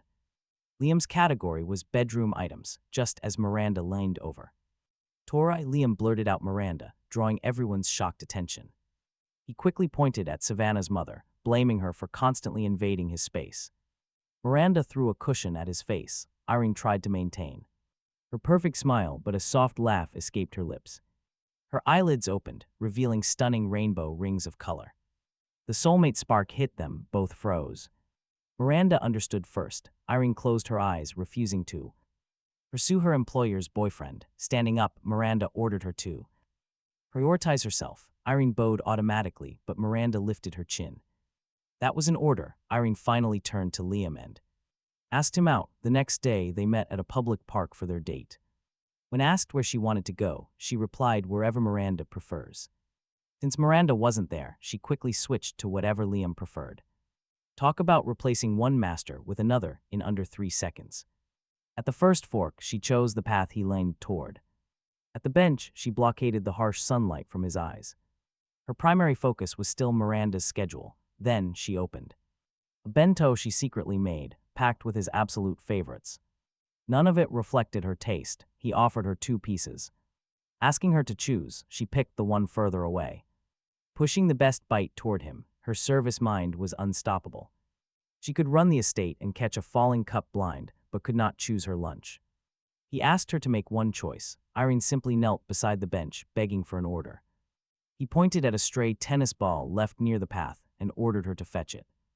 Irene sprinted across the grass, grabbed the ball, and placed it right into his waiting hand. He stared at it, realizing he had turned their first date into obedience training. In his defense, every normal request had failed, so he gave her a harder order. Stopped being useful to him. Instantly, Irene's smile vanished. She walked behind a tree and hid. When he called her, she stayed silent, simply pointing back at his order. Then she left the park to find Miranda, prompting him to call the state. Miranda explained that Irene had returned, dismissed herself from all duty, and hidden in an unused room. The strict command had worked exactly as spoken, but it also made him worry enough to abandon the date and run after her. He found Irene sitting alone inside an unused guest room at the Porter estate. She confessed directly what service had done to her. Years ago, Miranda had found her outside in winter, freezing, ready to disappear because she believed nobody needed her. Miranda gave her work warmth and a real reason to wake up. Irene told him she spent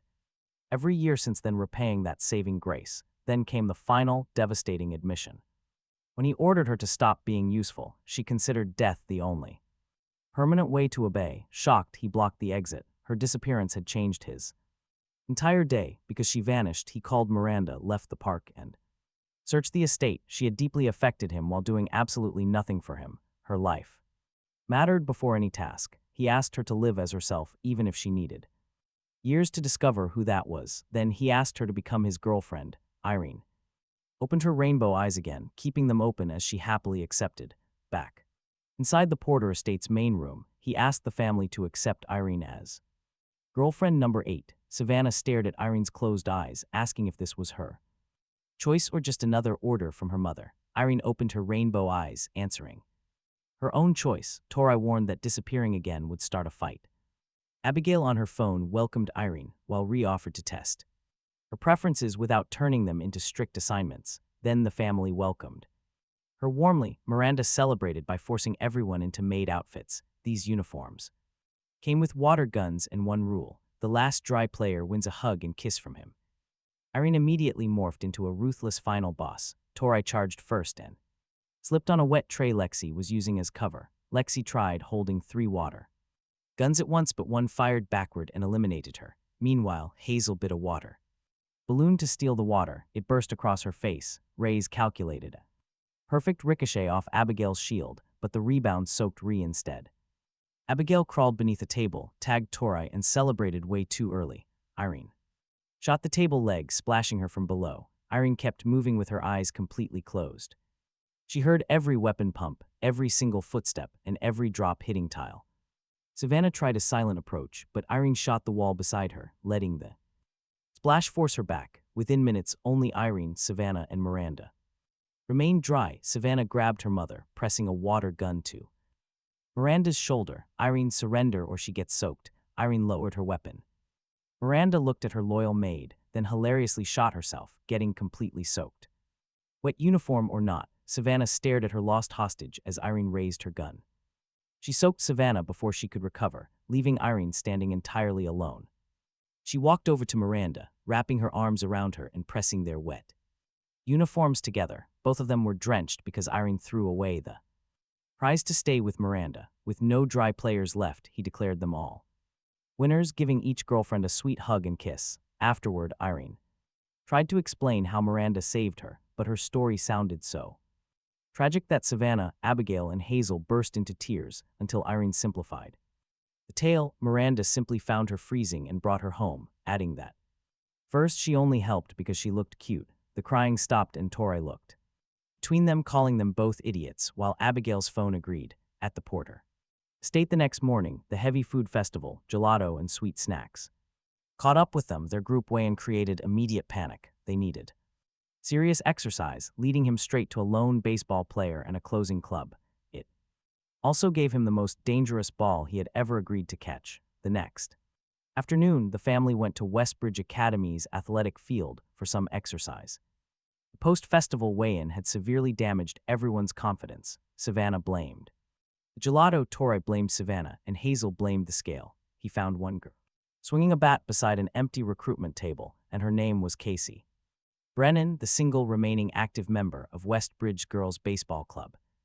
Casey's swing cracked through the air, then she looked at him and the soulmate spark immediately hit them both. Casey gripped the bat harder, smiling like the shot counted as intense resistance training. A nearby sign stated the club's problem.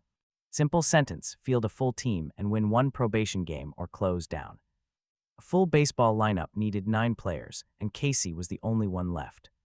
Her 8 teammates had left for elite overseas training, but before leaving, they asked Casey to keep the home club alive until they returned. She tapped the so that's what she was doing. That part easily earned his respect. Then Casey resumed swinging, already passing 10,000 repetitions. Her palms were totally split and her shoulders shook, treating every new pain like a progress notification. He told her to stop, but Casey answered that pain proves the muscle. Noticed. She swung again and collapsed, but he caught her before the head. Casey looked up from his arms, asking him to hit her or train her harder.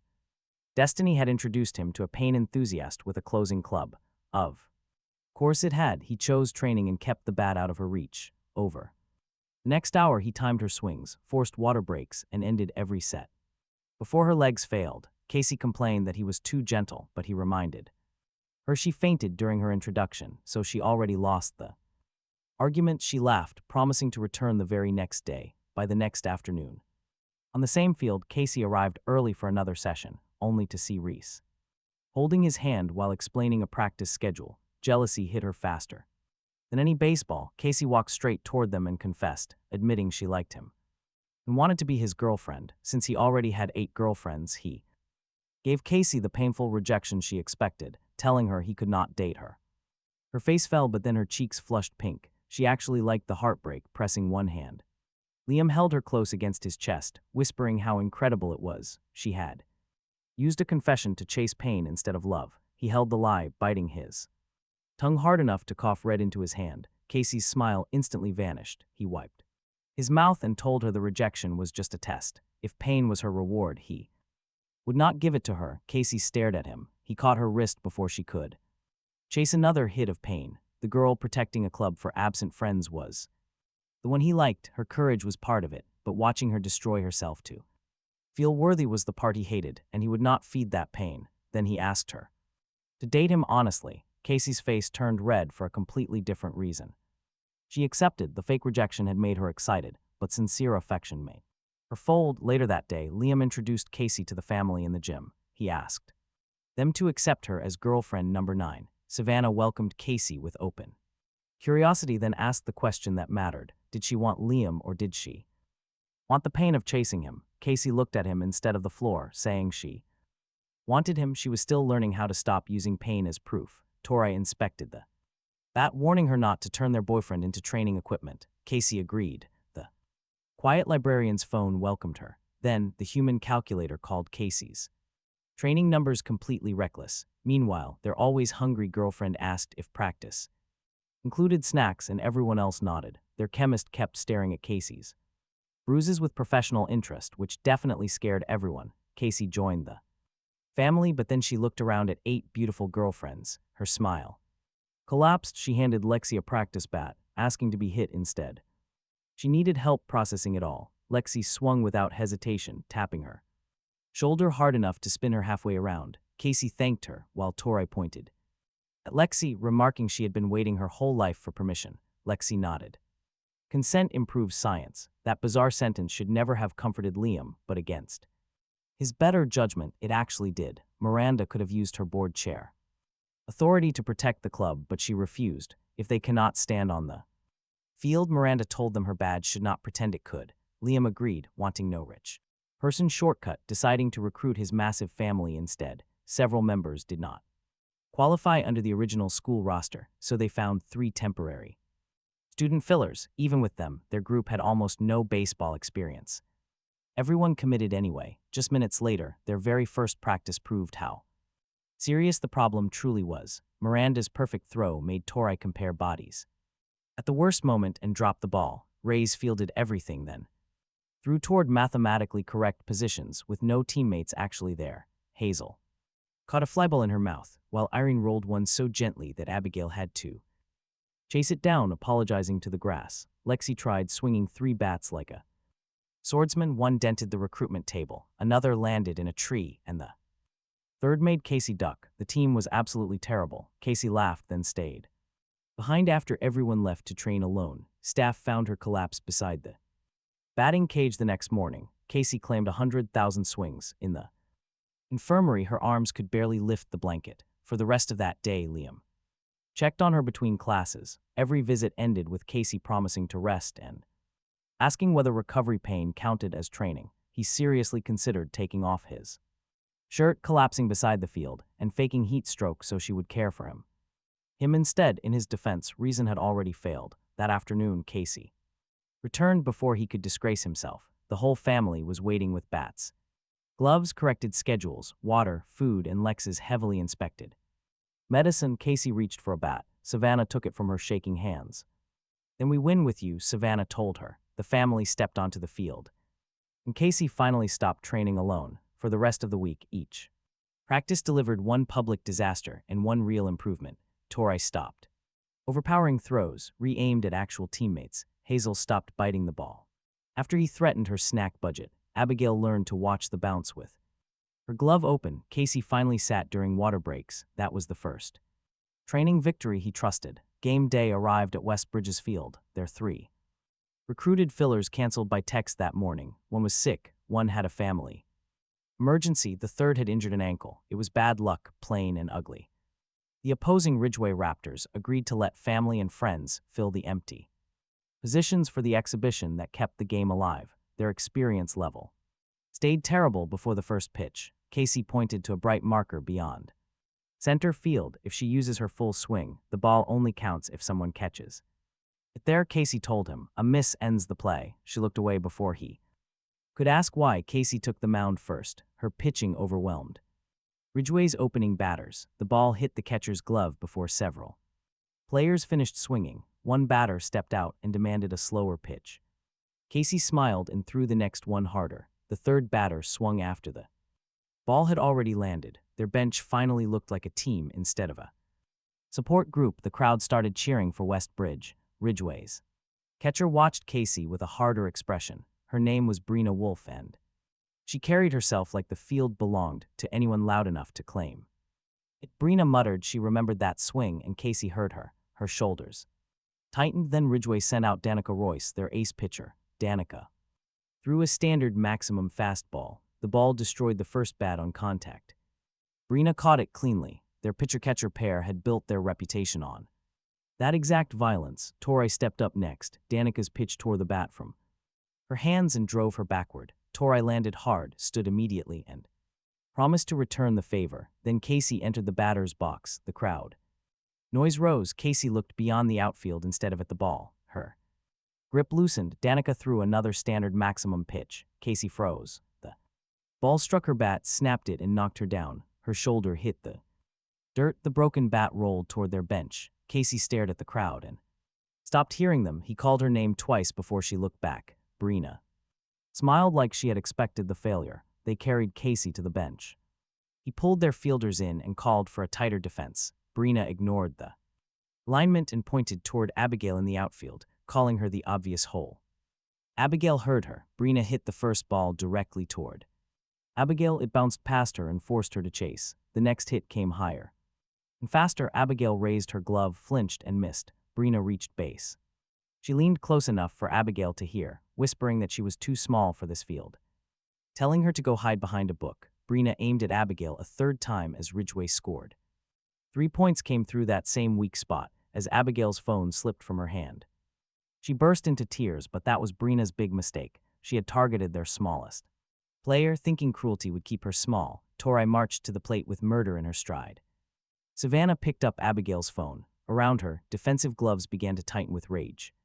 Hazel stopped chewing and Lexi closed her medicine case. Brina had only sought one weak target, but she just unleashed 8 incredibly angry girlfriends. Torai crushed the next pitch deep into the outfield to kickstart their comeback. Lexi took a temporary size-changing dose before her turn. Her extended reach let her tap the ball past the infield to reach first. Then Miranda advanced the runners with a beautifully clean hit, completely ignoring Brina's nasty comments. Then Abigail stepped up, her hands still shaking. The coach told her to hold the bat however she could. Abigail hugged it tight against her chest. Danica threw, and the ball struck the bat, dying right in front of the plate. Abigail ran. The nearest baseman scooped up the ball and looked at Abigail hugging the bat, tears still wet on her face. A blush crossed the baseman's face. By the time she even remembered the tag, Abigail had reached safely. The crowd that watched her cry was now loudly cheering her name. Brina's smug smile vanished. Their strange team completely erased the 3-point gap. The game reached Casey's final at bat. She stood beside him near the dugout and finally explained why Brina recognized her. Years earlier, Casey had hit a home run into the crowd and injured a spectator. Since then, powerful pitches made her see that person falling again. Casey could pitch without fear. A full strength swing completely locked her body. Now the marked boundary made sense. He walked to the same marker Casey had shown him before the game. Casey looked at him. "That ball could break your arms," he answered, then aimed carefully. She entered the batter's box. Danica opened with a hard, ordinary pitch. Casey swung late and missed. The second pitch came faster. Casey froze and missed again. Only one chance remained. The Ridgway crowd started chanting. Brina told Casey she would always be afraid of her own strength. He stayed at the boundary and raised his glove. Casey looked past Danica and found him. She aimed at his glove instead of the crowd. Danica had saved one true ultimate pitch for the day. She launched it. The ball crossed the field faster than the earlier back breakers. Casey hit with everything she had. Her uniform's outer seams ripped. Savannah quickly threw a warm-up jacket around Casey before the dust settled. Then the ball came straight toward him. Its shock wave hit first. His feet slid across the dirt. His shoulder screamed. The glove snapped backward against his chest. He closed both hands around it. The ball stopped. He stayed inside the boundary. The field went silent long enough for everyone to see the catch. Brina's mask slipped from her hand. Danica lowered her glove. Their bench crossed the field before the umpire finished signaling. Then West Bridge completely erupted. Casey had trusted him with the play she feared most. He had given her swing a safe ending. The club won the probation game. Casey's knees almost gave out when the result became real. Torai caught her first, then shoved her toward him. Casey ran the last steps wearing Savannah's jacket and kissed him beside the boundary. The club of her teammates would still exist when they returned. After the game, both teams shared a barbecue beside the field. Brina approached Abigail without her catcher's mask, bowing to apologize for targeting her, insulting her and exploiting her fears to score. Abigail listened, then used her phone. Brina agreed to do better next time. They had saved the baseball club. Next, a beauty contest would threaten to exile one girlfriend. Soon after that, Miranda's hair would swallow the entire city. After the baseball barbecue, the family celebrated at a karaoke room near Westbridge Academy. Abigail, his quiet librarian girlfriend, spent the first 20 minutes hiding behind the song tablet. She had used her real voice to call for help at the pool. She had faced Brina on the baseball field, yet a microphone in front of people still scared her more. Then both, Savannah placed the microphone in Abigail's hands as Torai blocked the door before Abigail could escape. Abigail's speaking app announced this felt like a hostage situation. Torai crossed her arms. A supportive hostage situation. He sat beside Abigail and told her she did not need to impress anyone. Enjoy one song, he said, because the room already belongs to people who loved her. Abigail looked around. Savannah waved both arms. Raise lowered the score tablet. The rest of the family gave Abigail space with thumbs up. For snacks, Lexi smiled beside the lighting controls. That last detail should have worried him. Abigail stepped onto the small stage and chose a song.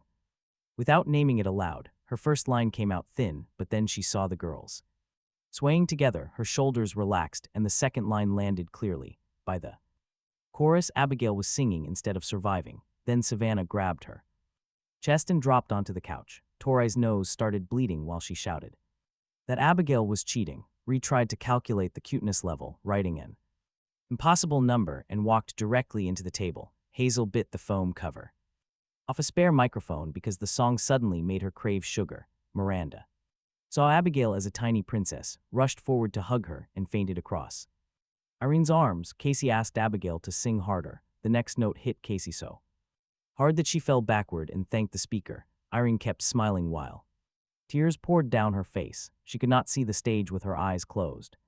But the drug apparently respected no boundaries. The room had gone from family celebration to a cuteness-related mass casualty. Lexi slowly hid an empty bottle behind her back. He pointed at it, asking what she released. Lexi admitted she had used a cuteness-boosting medicine because Abigail looked nervous. The chemist had tried to help. Naturally, the room was now dying from sweetness. Abigail still had not noticed. She opened her eyes for one beat, saw the family swaying with her, and smiled. Savannah crawled toward the button. He caught her wrist, letting Abigail finish. Then he took the second microphone and joined the final chorus. Abigail opened her eyes, smiling at him, and sang louder. The combined note pushed Lex's medicine past its limit. Pink shock burst from the speakers. The lights popped, the table flipped. Ceiling panel dropped toward the stage. He pulled Abigail against him, kicking the table away from Hazel, and dragged Miranda clear while Irene caught the falling panel. The shock ended as quickly as it started. Everyone lay across the room in different stages of defeat. Abigail remained in his arms, still holding the microphone. Her app spoke from the floor, asking if she did well. He told her she had finished the entire song. The family cheered. From the carpet, Lexi lost her spray bottle privileges for the week. The karaoke chaos ruined his jacket completely. 2 days later, replacing it took him to the mall and straight into trouble near a cosmetics counter. A girl in a spotless outfit was directing a clerk on how to angle the mirrors. Her name tag read Monique Prescott. She treated beauty like a competitive sport and the mall like her home arena. Monique turned toward him. The soulmate spark hit. Her confident smile paused for just one beat. Then she looked him over from shoes to hair. He had excellent raw material, Monique told him, but the presentation was tragic. She was stunning, fully aware of it, and already trying to redesign him. A pretty dangerous combination for his concentration. Monique pulled him into the chair before he could even agree. She fixed his hair, changed his jacket, and adjusted his collar until nearby shoppers started looking twice. Then she linked her arm through his and led him through the mall. The crowd is watching us, Monique announced. He glanced around, saying they might be watching because she kidnapped a stranger for a makeover. Monique smiled, saying a beautiful kidnapping still improved them all. She had the confidence of a final boss with perfect lighting. Monique told him that nobody had ever surpassed her beauty. Then she corrected herself. Monique admitted one girl came close, though she still disliked the memory. Before he could ask who, a couple stepped into their path. The girlfriend looked Monique over and accused her of showing off for taking men. Her boyfriend called Monique fake and called him her accessory. Monique answered that their jealousy was hurting their posture. Yeah, that did not help. The boyfriend grabbed his drink and threw it at her. He stepped in front of Monique. The cup hit his new jacket and soaked the front. The boyfriend backed away when nearby shoppers turned toward him. His heel caught the edge beside the escalator. Down he went, a scream, but he grabbed his wrist and pulled him against the railing before he fell. The same man had just thrown a drink at him. Now he was hanging from his arm, staring as if the plot had betrayed him. He asked why he saved him. He replied that he was only defending his girlfriend badly, and he understood the instinct. His face folded. The girlfriend apologized to Monique first. Then the boyfriend apologized to both of them. He turned himself into mall security and admitted what he had done. Monique watched him leave. Then she wiped the drink from his cheek with a handkerchief. Monique told him his face was attractive, but his heart was already beautiful. Monique asked him to date her. He explained the soulmate spark and his 9 girlfriends. She considered the number 9 was unfinished, so Monique decided he would become girlfriend 10. 10 is beautiful. He told her his family had To accept her too, the girls were already elsewhere in the mall, so he called them over. Savannah arrived first and inspected his soaked makeover. Tori blamed Monique before even hearing the story. The others gathered behind them.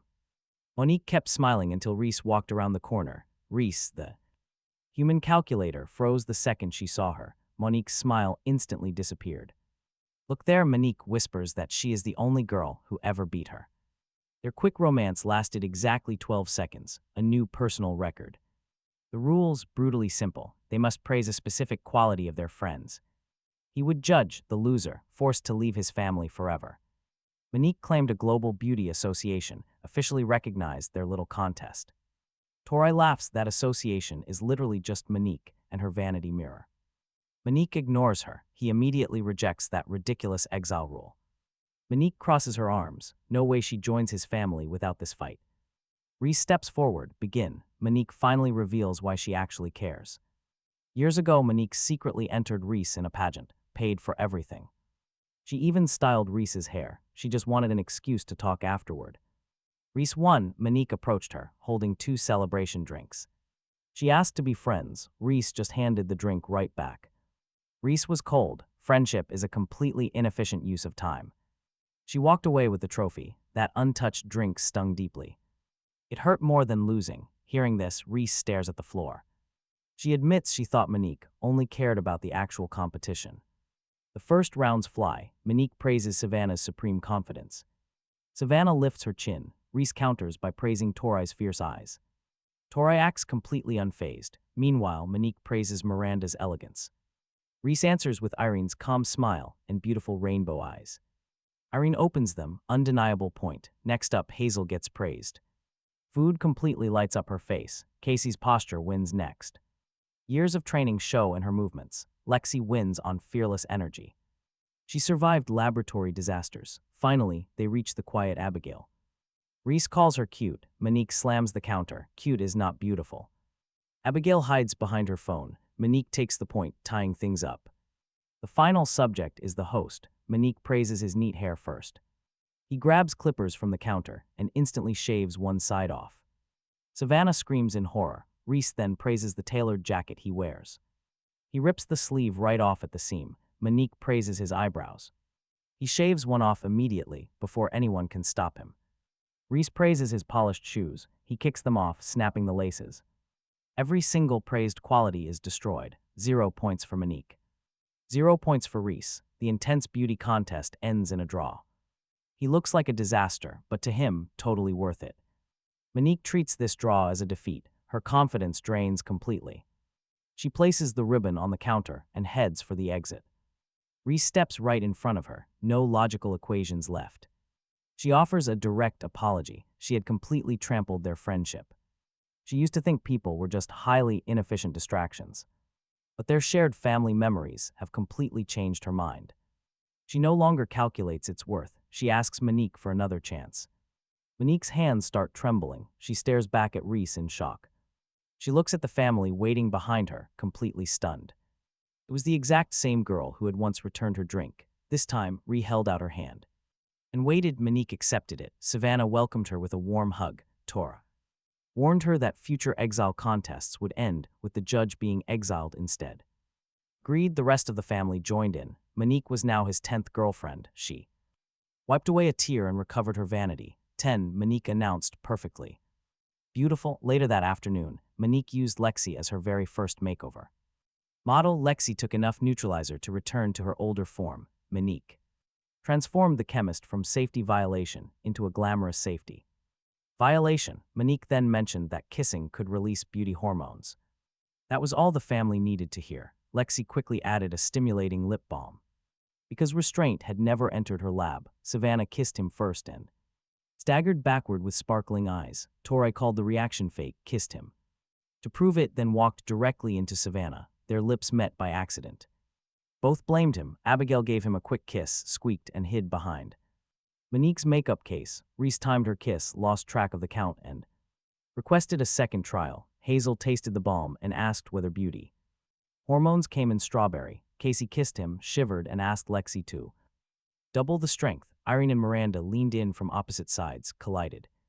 and left matching lipstick on each other. Lexi laughed until Monique kissed her cheek with the balm still active, then Monique claimed her own turn. By the end, every girlfriend insisted she looked more beautiful. He looked like a piece of modern art made entirely from lipstick and regret.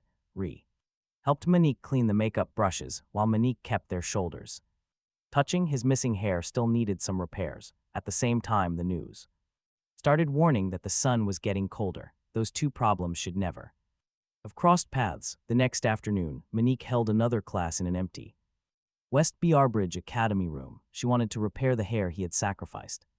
During her beauty contest, a television played beside the mirrors while Miranda sat down her tea. Lexi placed an identical paper cup beside it and mixed hair growth formula with hair control medicine inside. The news anchor warned that solar activity had fallen again. Researchers feared the decline could push the world toward a mini ice age. Hazel stopped eating long enough to ask whether frozen snacks still counted as snacks. Monique pointed at his ruined head. Just use enough to restore him, she ordered. Do not create a forest. Lexi nodded with the confidence of someone who had already created several forests by accident. Then Miranda grabbed the identical cup and drank the whole mixture before anyone could stop her. Her hair grew rapidly across her shoulders, the chair, and the floor. Then it wrapped around her body and sealed her inside a thick black cocoon. Irene, Miranda's maid and girlfriend, rushed forward. A thick strand struck Irene across the room. He caught her right before she hit the mirror. Another strand snapped toward them. He pushed Irene down and took the hit across his shoulder. The impact tore his shirt and opened the skin beneath it. A falling light fixture broke loose above him. Miranda's hair caught the fixture before it reached his head. Then the same hair wrapped around Irene's wrists and slammed her against a cabinet. Tori tore the strand loose and pulled Irene back to safety. Lexi stared at Lexi warned that the giant hair was following Miranda's protective instincts. It protects Liam, treating everyone else as a threat. Miranda loved them. Her unconscious instincts had apparently chosen the most possessive interpretation possible. The cocoon split open and Miranda's eyes were unfocused. Her hair moved for her. Hazel tried biting a strand and was wrapped from shoulders to ankles. Vice Principal Crenshaw burst through the door after hearing the crash. Westbridge's punishment monster took one look at the thrashing hair and ordered it to stop. The strands stuffed her into the hallway ceiling before she finished the sentence. Fake authority had met a problem too massive to bully. Lexi reached for a neutralizer. A strand slapped the bottle away. Her emergency case burst open. The fantasy spray rolled beneath Irene's shoe before the hair dragged the chemist into the growing mass. Savannah desperately called to her mother. Miranda's eyes twitched inside the cocoon. For 1 second, the hair slowed. Then it decided Savannah was taking Liam's attention and captured her too. Tori grabbed Liam's good arm, yelling to move. Irene got them into Miranda's car outside the school. Hair had already crossed the parking lot, wrapping around the wheels. Tori and Casey jumped out to push. The car broke free, but a massive curtain of hair dropped across the gate. Casey planted both feet under it and held the opening above the roof. The crushing weight drove her to one knee. She grinned through the pain because she was still Casey during the apocalypse. Casey shouted for them to drive. Irene accelerated, clearing the gate. Hair closed around Casey behind them. Tori slammed her fist against the window, but going back would have trapped everyone. The strands spread across the streets, buildings and power lines. Within minutes, Miranda's hair covered entire blocks. A simple cosmetic repair had suddenly become a citywide nightmare. Hair blocked the road ahead and lifted the car from one side. Tori kicked her door open and held the frame while the rest of them escaped. A strand wrapped around her waist. She shoved Liam toward Reese before the hair pulled her into the wall. That left Irene, Abigail, Reese, Monique, and Liam moving on foot. Abigail found Lexi's dropped fantasy spray inside the emergency case. She remembered what that same spray had done during karaoke. Abigail sprayed herself and stepped into the open. The cuteness effect hit instantly. Thousands of strands turned toward her. Abigail ran one way while Irene followed to keep her alive. Their decoy opened a path toward the nearest rooftop. Reese, Monique, and Liam climbed the fire stairs. On the roof, Reese found a heavy cutter. In the maintenance box, Monique grabbed a wide styling brush, the human calculator. And the beauty final boss went to war with hair care equipment. Reese cut a path through the first wave. Monique twisted strands around the brush and threw them over the ledge. Liam reached the far side and saw the black cocoon rising above the city. Miranda sat at its center. each strand curved around his body and struck whoever came near. The protective instinct was still active, a thicker wave swept across the roof. Reese shoved Liam behind the stairwell and took the strand across her waist. It pulled her off her feet. Monique grabbed Reese's hand. The hair caught Monique too. Both women told Liam to run before the mass dragged them over the edge. He refused to leave them. Rotors thundered. Above the roof, Miranda's helicopter drops low enough to shake the loose gravel. Irene leans out from the cabin, while Abigail waves right beside her. Thanks to her family estate access, Irene managed to bring the helicopter. Abigail survived the decoy chaos just long enough to climb aboard and lower a line. Irene screams for Liam to grab it. The helicopter is their only clean escape. But every captured girl is still trapped in the hair. He grabs it. Liam climbs just high enough to clear the roof, staring toward the massive cocoon. Then he lets go, diving straight toward Miranda's scalp core while Abigail screams. She screams his name. The hair surges. He trusts Miranda's deepest instincts. The strands catch Liam before he hits the street, wrapping tightly around him. They carry him straight to the cocoon. The crushing pressure knocks him completely out. For a moment, he is back in the cold hallway of the Porter estate. Savannah's father waits there, a simple ghost telling him to get back up. He says his family is waiting, and then the vision fades. Liam wakes up. He is inside the cocoon, near Miranda's scalp. Her eyes are totally blank. Drugs took her mind, but the hair protects him because some part of her remembers. That is the spark he reaches for. Liam cradles her face and kisses her. Her fingers twitch first, then her eyes focus. Across the city, the hair stops. Miranda looks at him, spots the blood on his shoulder, and instantly understands. Realizing what her instincts did, she takes control, and the strands release everyone. Savannah and Tori hit the floor first, with all the other girls spilling free. They tumble onto streets and rooftops. Even Crenshaw lands inside a trash cart. Amazingly, her makeup and dignity are still intact. Meanwhile, Reese lands on the roof. She's still holding the heavy metal cutter from the maintenance box. Reese slides it down a thick strand to the cocoon, and Liam catches it. Miranda begins to retract the massive hair, pulling it back toward the cocoon. Block by block, the city clears up, but the television warning suddenly returns. The sun is weakening fast. Miranda has more hair than the earth can handle. She gathers the absolute mountain of hair into a single column, driving it skyward. The massive pillar climbs high until sunlight finally catches its upper edge. Miranda tells him to cut the base. Liam uses Reese's cutter on the final bundle. Solar heat races down the column. The world-covering hair burns away completely. It burns from the top down, bright light returning as the mass disappears. Everyone survived, but back at the Porter estate, Miranda is not celebrating. She hides away in a dark room, refusing to face her own family. Through the locked door, she calls herself a monster to her loved ones. But then the news reports arrive. Unbelievably, not a single death was recorded. Broadcasts show people laughing, playing in the soft strands like a giant park. Researchers confirm that her sun-reaching pillar did something incredible. It restored enough solar activity to completely stop the approaching ice age. Savannah opens Miranda's door, calling her mother a total and absolute disaster. Then she hugs her. Hazel asks if the savior of the climate can make dinner. Soon, Abigail, Reese, and all the other girls crowd into the room. Miranda looks around at the girls she almost trapped and the family she saved. She accepts their warm hugs, promising to finally do better from now on. Acting like a mother to them all, preferably without the giant hair. 3 days.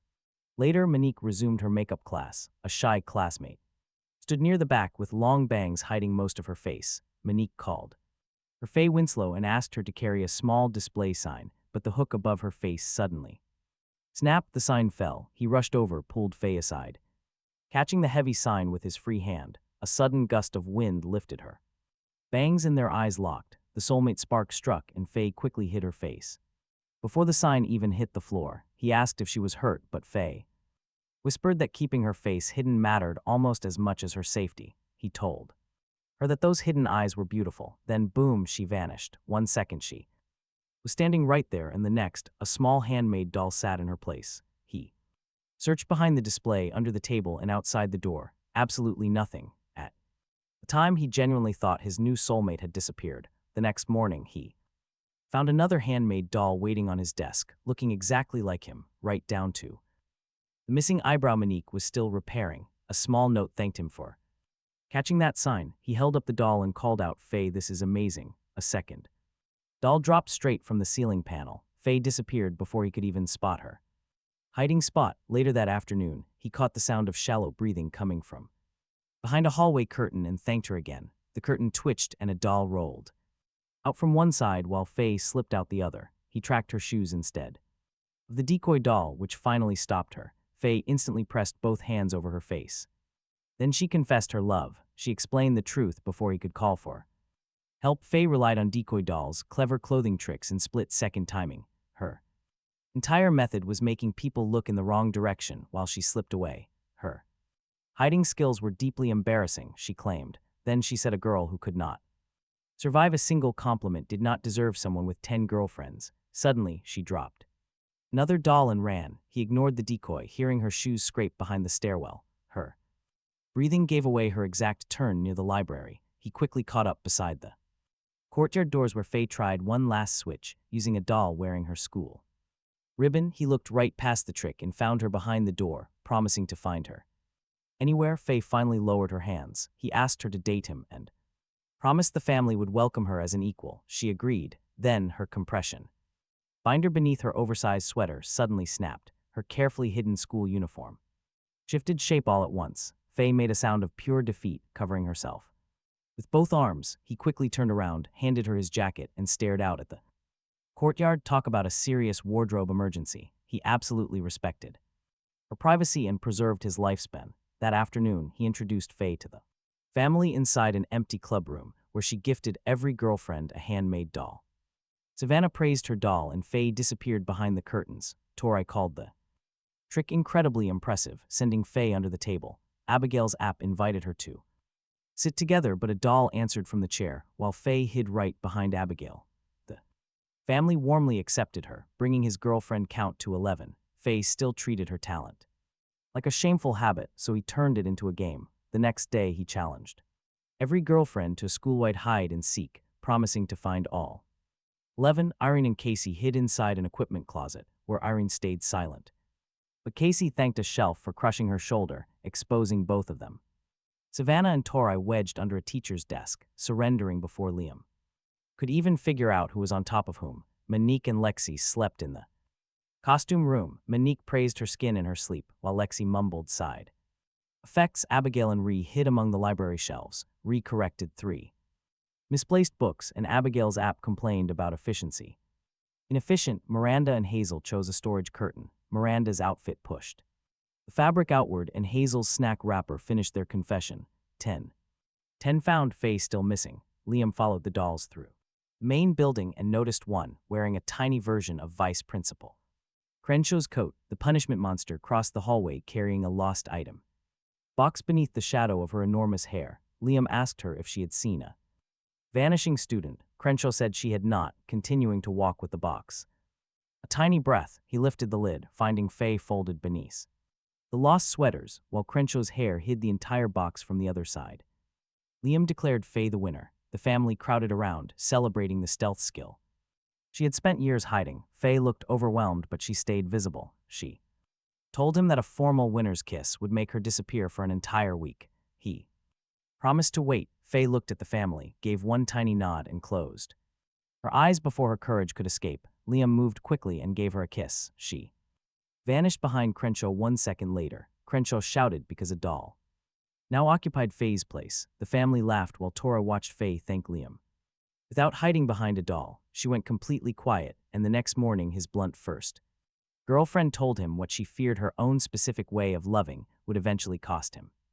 The morning after hide-and-seek, Tori found Liam alone before the family breakfast. His blunt first girlfriend kept both hands in her pockets and refused to look at him. Then she told him about a dream where he arrived late and tried to apologize. Tori desperately wanted to say she had missed him. The words came out as why he even bothered coming. Dream. Liam believed she wanted him gone. He walked away. Tori chased him, trying to shout that she loved him, but woke up before the sentence came out. She admitted the dream terrified her because every other girlfriend could show love more easily. He reached for her hand. Tori slapped it away, then grabbed his sleeve herself. Classic Tsundere. Her love language still looked like attempted assault. Later that morning, all 11 girlfriends joined him for Breakfast inside West Bridge clubroom. One heart-shaped snack sat right in the middle of the table. There were 12 of them now, and Liam broke the snack into pieces and handed one to each girl. Savannah thanked him with a kiss on the cheek. Abigail Zapp said, "Thank you, Liam." Faye whispered her thanks before. Hiding behind Abigail, Tori stared silently at her own piece while Liam waited, her face reddened. Then she threw the snack at his forehead, telling him to stop looking at her. Tori. Too late, bouncing right into Hazel's eager hands. Hazel ate it before the argument could continue. Tori looked around at Savannah's easy affection, Abigail's clear app, and Faye's quiet honesty. That lingering bad dream had followed her into the room. Later, the girls started a small sumo game on the club room mats. Lexi's medicine case tipped during the first match. One vial rolled across the floor.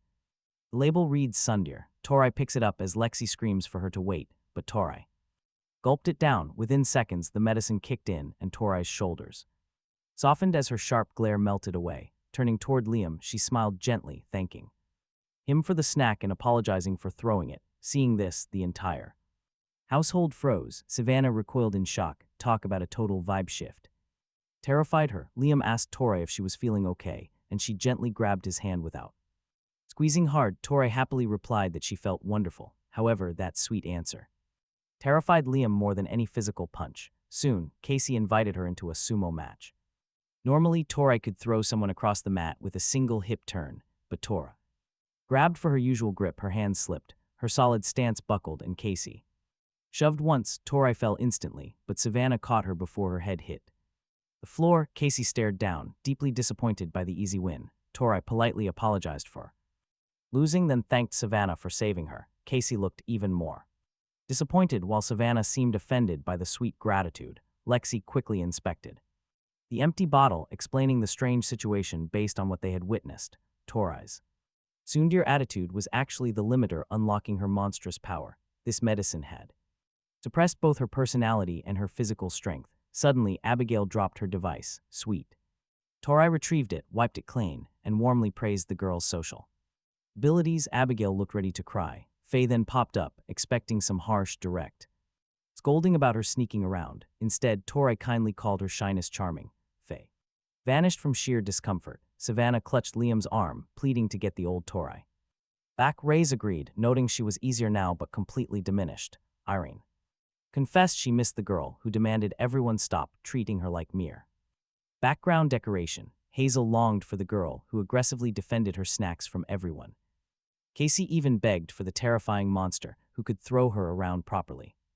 Overhearing this, Tori's gentle smile began to fade. Later that day, she asked Liam to stroll around the courtyard. There, she finally poured out all the hidden feelings her old self could never voice. Tori confessed how much she loved holding his hand and how his sweet compliments about her baking lingered with her for weeks. When he caught her jealous looks, even before she admitted them, she felt truly understood. She had always wanted to thank him for that first. Clover and the swimsuit meant everything. Half of her physical outbursts should have been gentle apologies, but her temper always took over first. Then, Tori spoke with absolute clarity. She told Liam she loved him. Her voice was calm, but her expression was miserable. Tori asked if having a sweet, gentle girlfriend made his life simpler. Liam stopped and took her hand, stating her old self never needed translating. He preferred the fierce girl who tugged his sleeve before kissing him and comforted Abigail when she cried. She had even held back Miranda so he could save Savannah. Even her harshest words were always meant to protect those she cared about. Her rough edges caused issues, but they belonged to the honest woman he fell for. He refused to let anyone diminish her, and that included herself. Tori's eyes welled up. Squeezing his hand, she admitted she wanted her old self back. That night, the group relocated to the Porter estate, where Lexi could access her entire lab equipment and have plenty of space in case of emergency. Her initial cure had absolutely no effect. Tori downed the mixture while Lexi nervously tracked the timer on her phone. A full minute passed. Tori's smile remained sweet and her grip stayed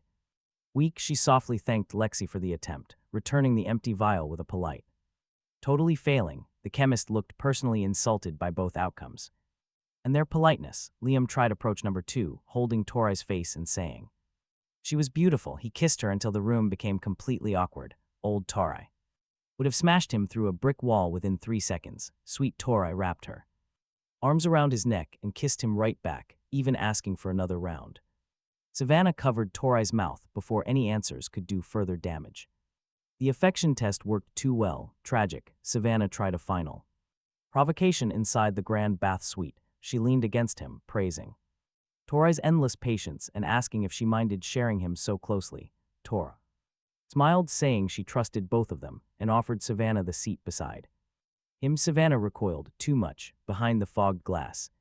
Miranda had been spying on them. A sudden nosebleed hit the divider and Miranda dropped behind it. 3 cures had failed. Lexi gathered everyone in Miranda's main room and suggested one final option. She raised 3 fingers. Small doses let the other 10 generate Torai's missing energy. Liam can filter it into her. A mismatch could make Torai explode. Liam volunteered to filter. He would take the energy and the explosion risk, but nobody was joining because he ordered them to. Nobody left. Savannah swallowed her dose first. She immediately called him annoying while refusing to release his arm.